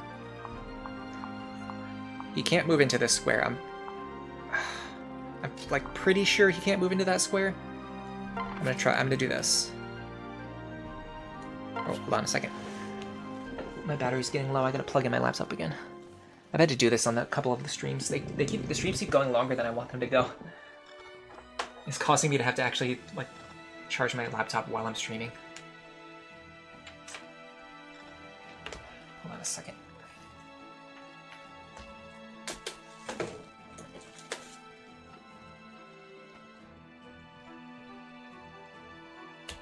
Okay, we should be good.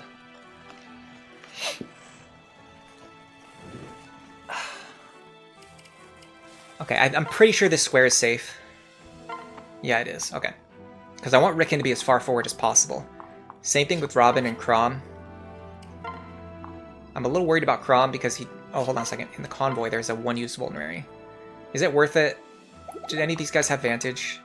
None of these guys have Vantage. I actually don't think it's... I don't think we need to heal Chrom. Okay. Get Maribel out of there. Oh, we can heal him with Maribel. I'm a fool. Heal him with Maribel. And we should be good. So Frederick, no damage. Kill this guy. Takes no counter damage. This turn, we just need to kill these two guys. And they went left anyway, because these guys are juicier targets. Which means they literally just walked right into our trap. All we have to do is kill these two guys, and the chapter's almost completely over. After that, we just have to check the boss skills and see which configuration of skills we need to use to kill the boss. Might have to use another Silver Lance charge here. I don't love.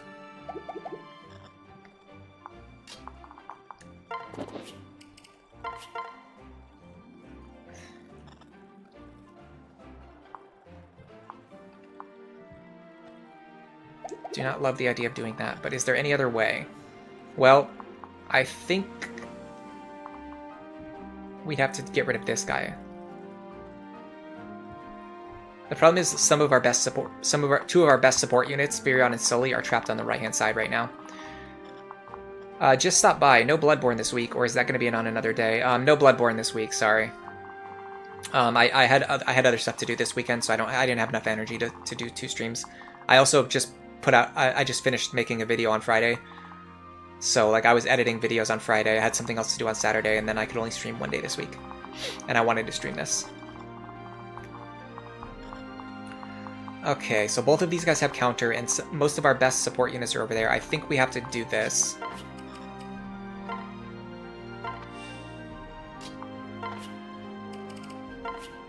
Switch to the Roy's Blade. 2 chances to crit, 2 chances to dual strike. We got the crit.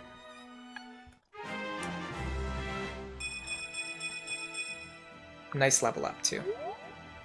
Okay, next we're gonna do this. Try to get Rickon some experience. Or he can just miss. That's fine too. Alright, we have to use the Silver Lance charge here. We can't... There's no way to bail ourselves out beyond what like the current situation is.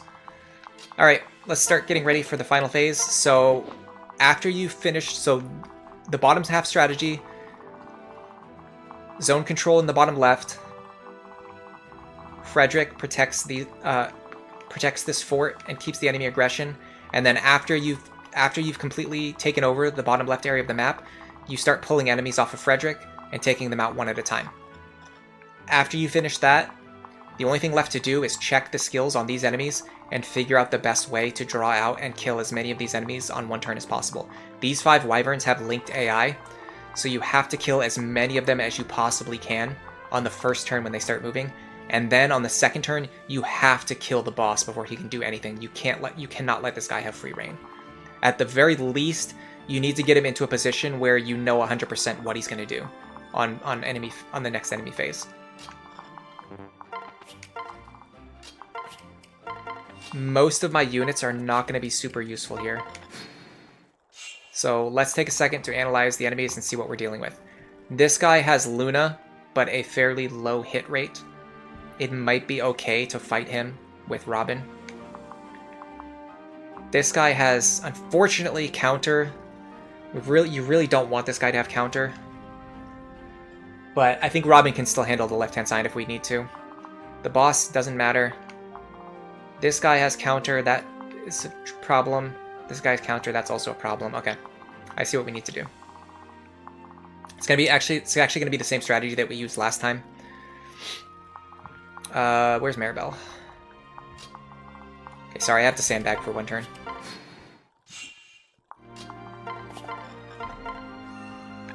Keep in mind, these guys having counter is a problem, but because they have counter, they don't have, like, offensive skills.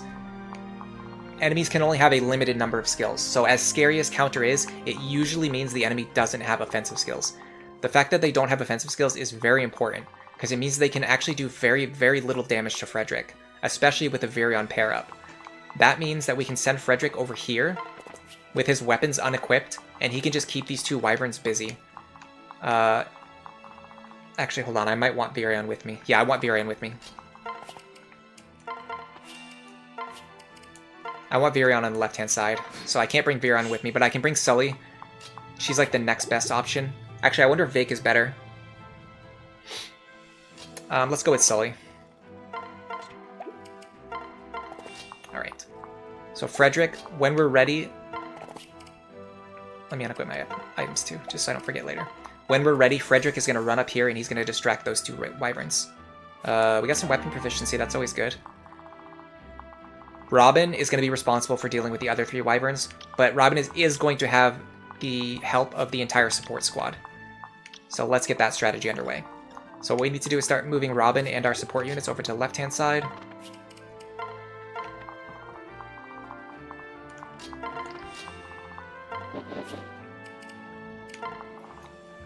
Gonna do this, heal Chrom up to full. If you get into a situation where these two enemies don't, if both of these enemies don't have dangerous skills, you can have Robin fight both of them on the same turn, which is really good. Unfortunately, because this guy has counter, we can't fight them both on the same turn. However, it does mean that we can fight on this fort, which is good. So it kind of, I don't know, it's like everything's like a trade-off. It balances out. The tricky thing is figuring out where to have your support units stand, because you can't let them be too far back to the point where they can't help, but you can't let them be too close, because if they're too close, they won't be able to retreat. If they need to retreat.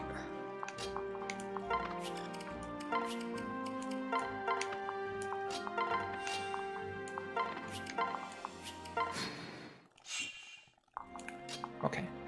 I think this is it. Moment of truth. We're going to equip the Falchion. I'm going to go with... hold on a second. I'm going to go with the Fire Tome here. I would like to train Sword Rank if I can, but if I don't kill this guy, it's going to be very bad for me. So I really need to use a Tome here.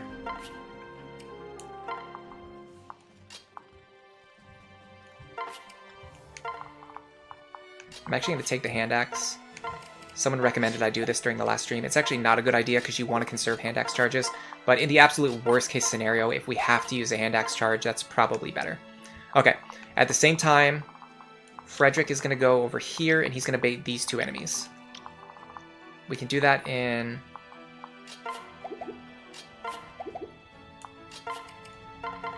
I would like to do it in a position where I can actually get back to this fort if I need to. So 1, 2, 3, 4, 5, 6. This should be fine. Let me make sure the other guy can actually reach me here. He cannot. He'll run towards me, though. I think. I'd be surprised if he doesn't. Well, hold on a second. Can we fight just this guy, then? He has counter, but... Hold on a second. Can we kill this guy with who has counter? Bronze Sword, we're going to have 24 attack. 14, 28. 28 damage to ourselves, potentially. He has 30 attack. Frederick is going to have 28 minus 23 is 5. Or sorry. I'm adding up numbers that don't mean anything. 30 minus 23 is 7. 28 plus 7 is 35. We would actually just kill ourselves. So we can't fight him. It's fine. I'm going to go like this. Make sure all my weapons are unequipped. And wait here.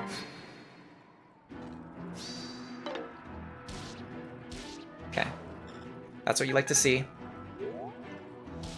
That's fine. Okay. Now what we have to do is we have to draw these two enemies with Frederick without being in range of the boss, which we can do by standing right here, right? Yes, this guy can reach this forest. Okay. Frederick is going to stand here. He doesn't need to heal. These guys cannot kill him. They don't have any offensive skills. Then we need to have Robin kill this guy while standing in range of the boss and standing not in range of anyone else, which I think Robin can do. 16 and 16 would be 32. I'm actually going to use the Thunder Tome here to guarantee the kill. Because if I miss the Dual Strike here, I would be in a lot of trouble. Okay, we got the Dual Strike. It didn't matter, but that's worth 1 Thunder Charge. Okay, next I'm going to have these other units move forward. So next turn, if we need help finishing off the boss, they'll be able to run forward and kill the boss. And I think we're safe. I think we're done. I think this map is cleared. There's as long as the boss doesn't kill us here, there's nothing else dangerous that can happen. No crit. Yeah, a lot of times you just dodge him anyway.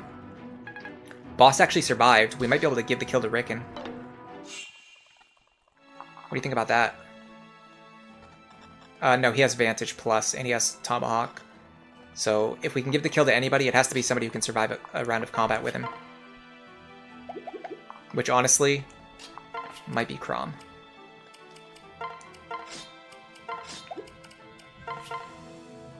I'm gonna go with Chrom here. Chrom needs the experience. Dodging his attacks anyway. Yeah, you end up dodging a lot of his attacks anyway, but either way, you have to play around the worst case scenario. Decent level. Speed and defense on Chrom is good.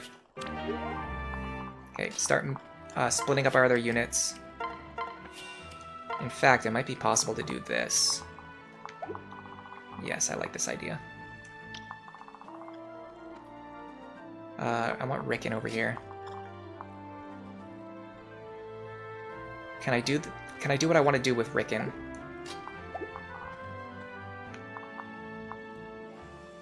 I'm struggling to see how I do it, but I think it's possible. Honestly, my brain's just a little bit frazzled right now, but I'm pretty sure I can do what I'm trying to do. So I want Rickon to... No, I don't want Rickon to be here. I want somebody to be standing here with Robin behind them. Like this.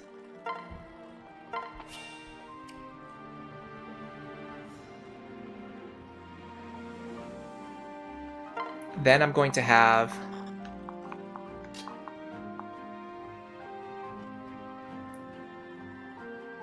Oh, this doesn't matter. This guy has counter anyway. No, we're playing around counter. I'm playing around counter. I know what I'm doing. Rickon's going to go here. Sumia is going to go here. I'm going to switch. I'm going to trade with Robin. No, I'm not. I don't even need to trade with them. I'm going to transfer Robin over. Now I have Rickon with the Elwind as my dual strike partner, and I have Robin in front with a bronze sword equipped. They're going to deal minimal damage to this enemy.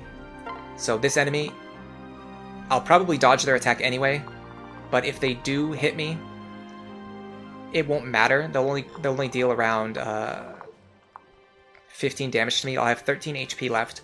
Then with the bronze sword, I'll hit myself for 3 damage, which means I'll have 10 HP left. So I'll be completely safe here. This will pull that guy off of Frederick and allow us to start regrouping our army in the center.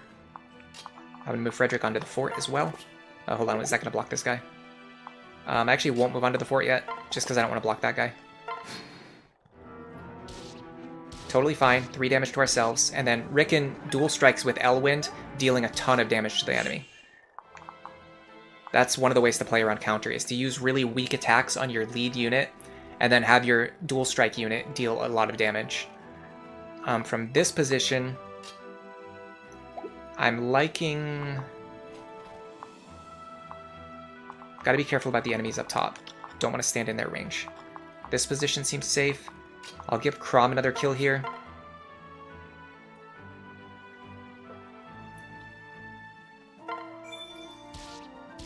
I'm wondering if I can get him to level 10 before the next chapter, and so I can switch him over to an archer before the next chapter. Because having him as an archer in the next chapter is really good. I'll try to get him to level 10 if I can. Can Rickon get this kill? Only if I get the dual strike. What if I chip the enemy first? I can't do that though because he has counter. What about Virion? Can Virion get over there? Not looking likely. Okay, we have to do it like this. I'm going to quit the Fire Tome in case I get the dual strike. Go Elwind. Dual strike? No. Now Frederick will get the kill. I would have liked to give this kill to Rickon if I could, but this is fine. Okay, we're going to start regrouping and getting ready to clear up the enemies up top. My goal here is going to be to get Chrom to level 10 if I can, while fighting these enemies.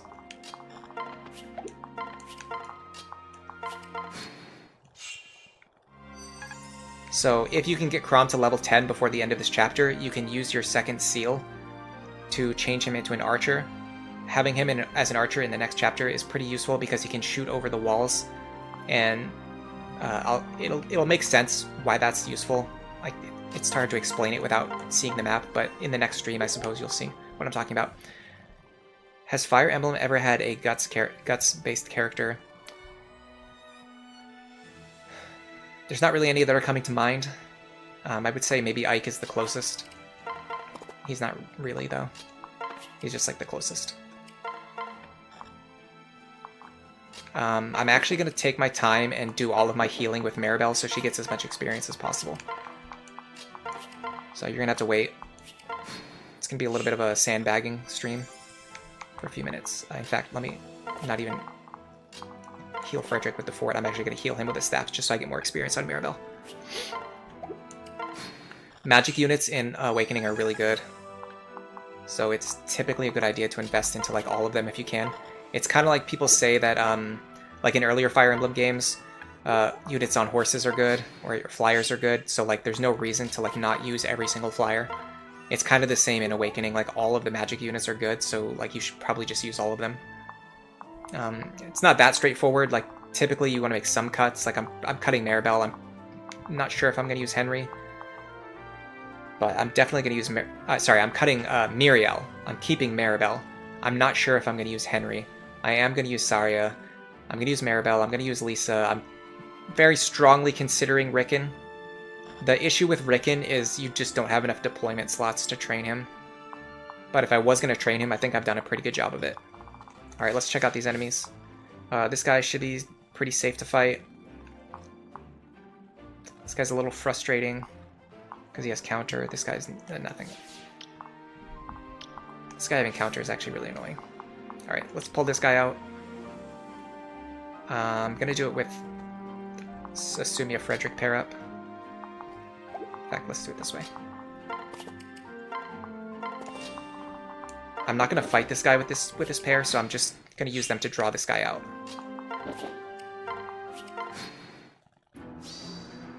$14 damage, we can take that. Now we run away, split up our forces. Maribel gets another heal. Because the enemy is coming, I'm not going to sandbag here. I'm going to heal to full. Or not. 19 is enough, though. Alright, we got another level on Maribel. Her level ups aren't great, but her class line is very good, so it's like, who cares about her level ups? It's all about her class line. Okay, so I want to move to a position where this enemy... He's going to move on to the fort, isn't he? I want to pull him away, but I don't want him to move on to the fort. But he'll definitely move on to the fort if he can, right? Okay, what if I do this?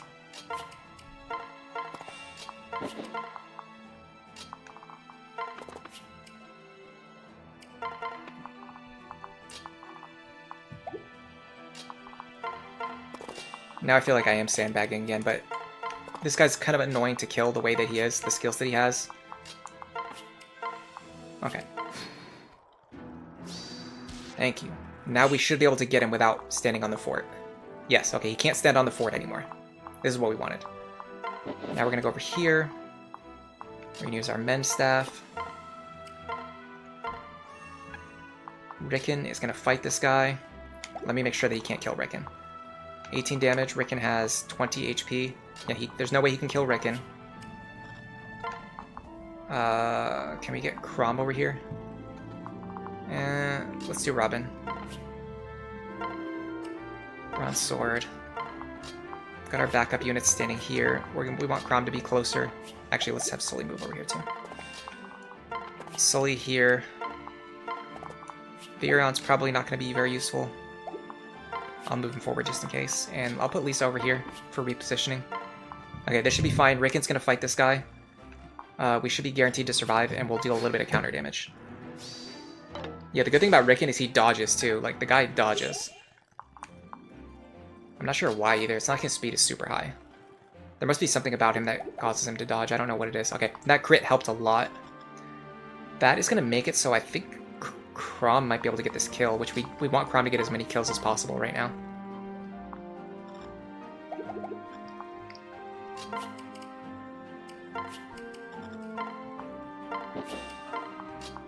Chrom's going to move over here. Not Sumia. Chrom. Make sure that we deal enough damage to kill him, despite the fact that he has Pavise, which is this, 8 damage. Okay, how much experience are we getting per kill? 20, that's not good. I think we're going to end on like 96 HP. We're not going to be able to switch classes. No, hold on. We can fight. We can fight for one turn. Get like 10 experience. We can sandbag a little bit, get some experience, yeah. Okay, if we want Chrom to get level 10, we have to fight all of the remaining enemies with Chrom. So the ending is going to be a little bit slow here. You don't have to do this. Like, this isn't required to beat Chapter 5, obviously. We're at the point where, like, the enemies no longer pose any threat to us whatsoever. So what I'm doing is I'm using this opportunity to get experience onto the units that I want to train. Like Rickon, like Chrom. The units who can, like, fall behind the experience curve if you don't train them. These guys have any offensive skills? No, they don't. Okay. Where's Sully? I moved her really far back. Sully, you come here. Do either of these guys have pass? Yes, this guy does. That's good, actually. I want Frederick to be standing here, then. With no weapon equipped. With a Sully pair-up. Then I'm going to get Chrom over here, ready to fight. Sumia can be with him. Robin can be with him. Rickon, Virion ready to support if needed. And my healer squad is back here. Lon'Qu doesn't need anything else. He's pretty fine as he is. Okay. This should allow us to split up the enemies now, because this guy had... I showed off this strategy in the first and the second stream, I think.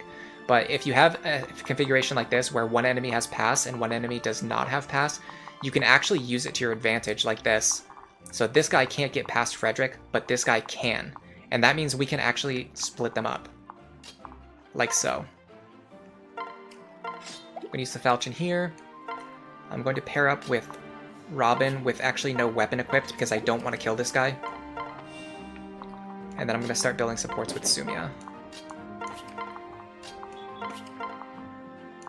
Okay, let's see how this goes. 17 damage. Okay. If we hit him again, we'll definitely kill him no matter what. So let's just, I guess, kill him no matter what, right? I'm just worried I'm not going to get enough experience.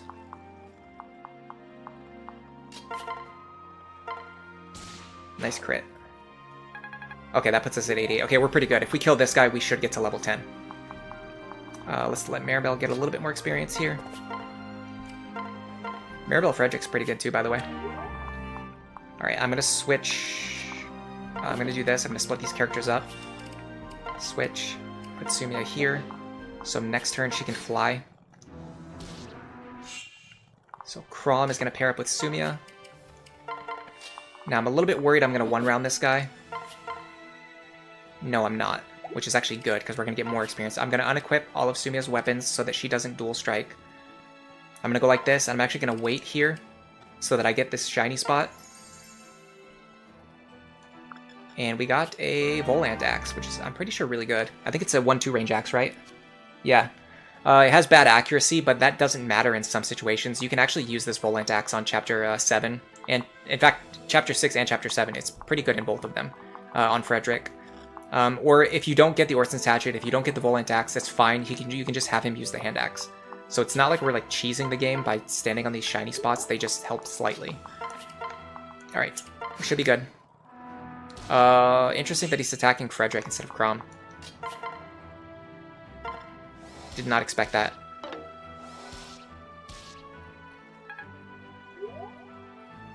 I also did not realize that he was going to deal counter damage to us. I don't know why that completely slipped my mind. Is there any way for us to stop Chrom from killing himself now? Yeah, I just saw your message, Aether. Don't you need to wound him so you don't kill yourself on the counter. That would have been nice to know.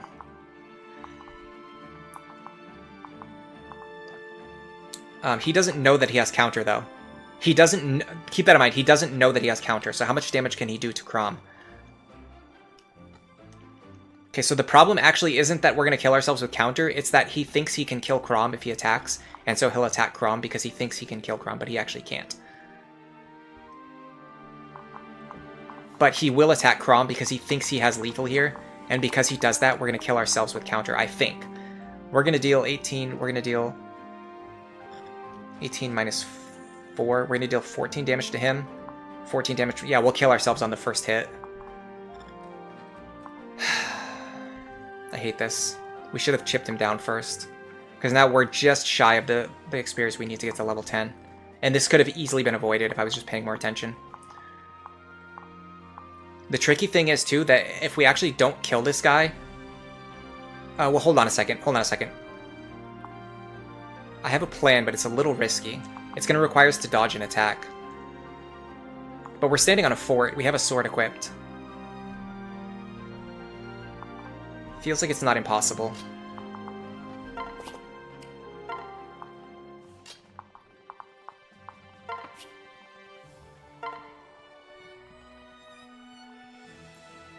This would put him to 10 HP. Then we're going to deal 7 damage to him, 7 damage to ourselves. Then we're going to deal 7 damage to him, 7 damage to ourselves, and kill him. So this should work as long as he doesn't hit us with his axe. The problem is if he hits us with his axe. He has a 38% hit rate against Frederick. Chrom has higher avoid, and he's standing on a fort. I don't think he can hit Chrom. I think this works. This sounds insane, but I actually think this works. If this fails, the stream is over, obviously. But if this works, this is going to be... This, to me, is a showcase of how Lunatic Plus is way more deterministic than you think it is. The fact that I just came up with this insane strategy to make it so that Chrom stays alive after hitting himself with counter and deals just enough damage to kill this guy is absolutely nuts. So he should have a close to a 0% chance of hitting us here. Yeah, we damage ourselves for 7, then we kill him, and we get the experience that puts us to level 10. That was almost a throw for content moment, but it works out. I wasn't throwing, I was just being a complete buffoon. We get Charm, and now we get the ability to switch our class to Archer if we want to. Which I'm going to do my testing during the week to see if Archer or... if Archer is better or if keeping my base class is better. Keeping my base class will be better because it will allow me to fight enemies at 1 range if I need to. Switching to Archer will be better because it will allow me to not have to use Levin sword charges. This map right here, I highly recommend saving this for later. It's very difficult to do right now. And it's almost not even worth it. But if you do it later, you can use it to get experience onto any units that you want. Hayapow says, GG, thank you very much. I honestly can't believe we got through that. That was a nuts. I mean, there was multiple points where that attempt should have gone south, and we just got bailed out. I made a couple of misplays even. Let's see what we got waiting for us in the barracks.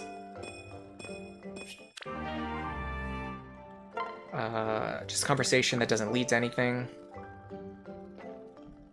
A support points between 2 characters that we're probably not using. Kellum maybe gets something. Thin Lance, that's actually good.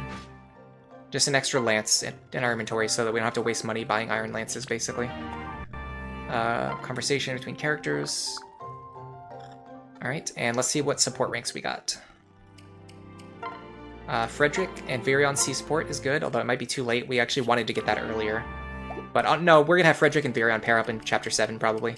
So this is actually good. Virion with Sully is also good. Sully just spreading around her support ranks to every character, and then also Sully pairing up with Lon'Qu as well. This is why Sully is so good. In that chapter, she was able to do a ton of support work, and she built up her ranks with multiple characters that are going to continue fighting together in the upcoming chapters. There's an extra 4 stat points onto Virion, an extra 4 stat points onto Lon'Qu, extra dual strike chances, extra dual guard chances. It's really, really good.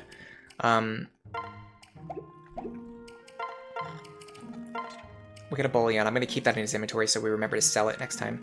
Okay, so this second seal here, I'm going to talk about this today at the end of the stream. I'm going to talk about it again during the next stream. Let me save before I do anything else. This second seal here, you get from your Renown rewards. I recommend, if you go into the Renown rewards menu, there are 5 items, all the way up to 11 sword. If you have beaten Lunatic mode, you always have enough Renown to get these items, and you must beat Lunatic mode to unlock Lunatic Plus. So in my opinion, Lunatic Plus is balanced around the fact that you should have these 5 items at the start of the run. So you get this second seal. This 11 sword helps with Chapter 6. This second seal helps with Chapter 6. Orson Hatchet helps with certain chapters in the early game. Hey QS, first time watcher. You just wanted to say that you really appreciate playthroughs like this to show a difficulty you have written off before. It is very fun to watch. Thank you very much. Yeah, that's actually the whole reason I'm doing these streams, is because I want to show people that Lunatic Plus is not as hard as you think it is. The way I'm playing is like very similar to the way that somebody would play Lunatic mode, but I'm just like playing Lunatic Plus basically. Whereas people think like to play Lunatic Plus you have to use like insanely degenerate strategies, and you really don't need to. Like you can just use like straight up strategies like I'm doing. Like I know how to play around counter. I know how to play around Vantage Plus. I know how to play around Aegis and Pavise. I know how to play around Luna Plus, and you just have to play around those skills. That's all you need to do. It's not like you don't have to sit in a corner and turtle for 100 turns until the enemies break their weapons. Like you can just learn how to play around the skills and then play around them. But unfortunately, nobody does that. Okay, let me save again just to make sure I don't accidentally do anything stupid. Okay, so Chrom. Let's talk about Chrom. He is a really good unit for many reasons. One of those reasons is actually because he has access to the Archer class. In Awakening, Archer is probably better than it's been in any other game, except I think in Shadow of Valencia, the Archers can shoot like 5 spaces away, which is absolutely nuts. But other than that, like counting like traditional gameplay tactics, the Archers are so good in this game. They have a very high chance to dual strike. They have effective damage against the most difficult enemies to remove in the game. Like these wyverns are so difficult to get rid of, but the archers have effective damage against them, and they can dual strike with like a high rate of success. Chrom has dual strike plus, which makes him an even better archer. He also lacks the stats needed to fight as a frontline fighter, but making him into an archer makes the best of his strength. It makes the best of his dual strike chance. It makes the best of him being a good support unit, a good pair-up unit. It allows him to be offensive without needing to stand on the front line. It just does everything that Chrom wants to do. I think people who, like if you play Chrom the way you think you're supposed to play him, where you just like upgrade him into a great lord and then like a great knight, you're gonna be a little bit disappointed because he can't really fight on the front line. But if you switch him into an archer as soon as possible, he ends up actually being really good. I'm gonna show you what he looks like as an archer. And if you do it now, you can start training him. Like, getting him from level 1 back up to level 10, starting from right now, doesn't take very long, because he's going to be doing a lot of dual striking in the upcoming chapters. And the only thing you lose access to is your falchion, which has effective damage against wyverns, but a iron bow has the same damage as the falchion, and it also has effective damage against wyverns. So, like, literally, you're just trading a falchion for an iron bow, and that's just how you make Chrom into the best support unit in the game. You can also take the forged iron bow from Virion that you made earlier in the run, so you have crazy amount of damage. I don't know why he's not equipping it. Oh, I actually don't have the weapon ranks for the iron bow. Sorry, I have to use the bronze bow. In my previous runs, I would always use a forged bronze bow. This time I'm using a forged iron bow, so I do have to buy a bronze bow for Chrom. Not a huge deal. It just means we need to train his bow rank. I'll either forge this bronze bow, or I will give him a strength tonic in the next chapter if I need to. However, I'm not 100% sure that this strategy is going to work. So what I'm going to do is do some testing during the week and see if him as an archer or him as a lord makes the clear more consistent.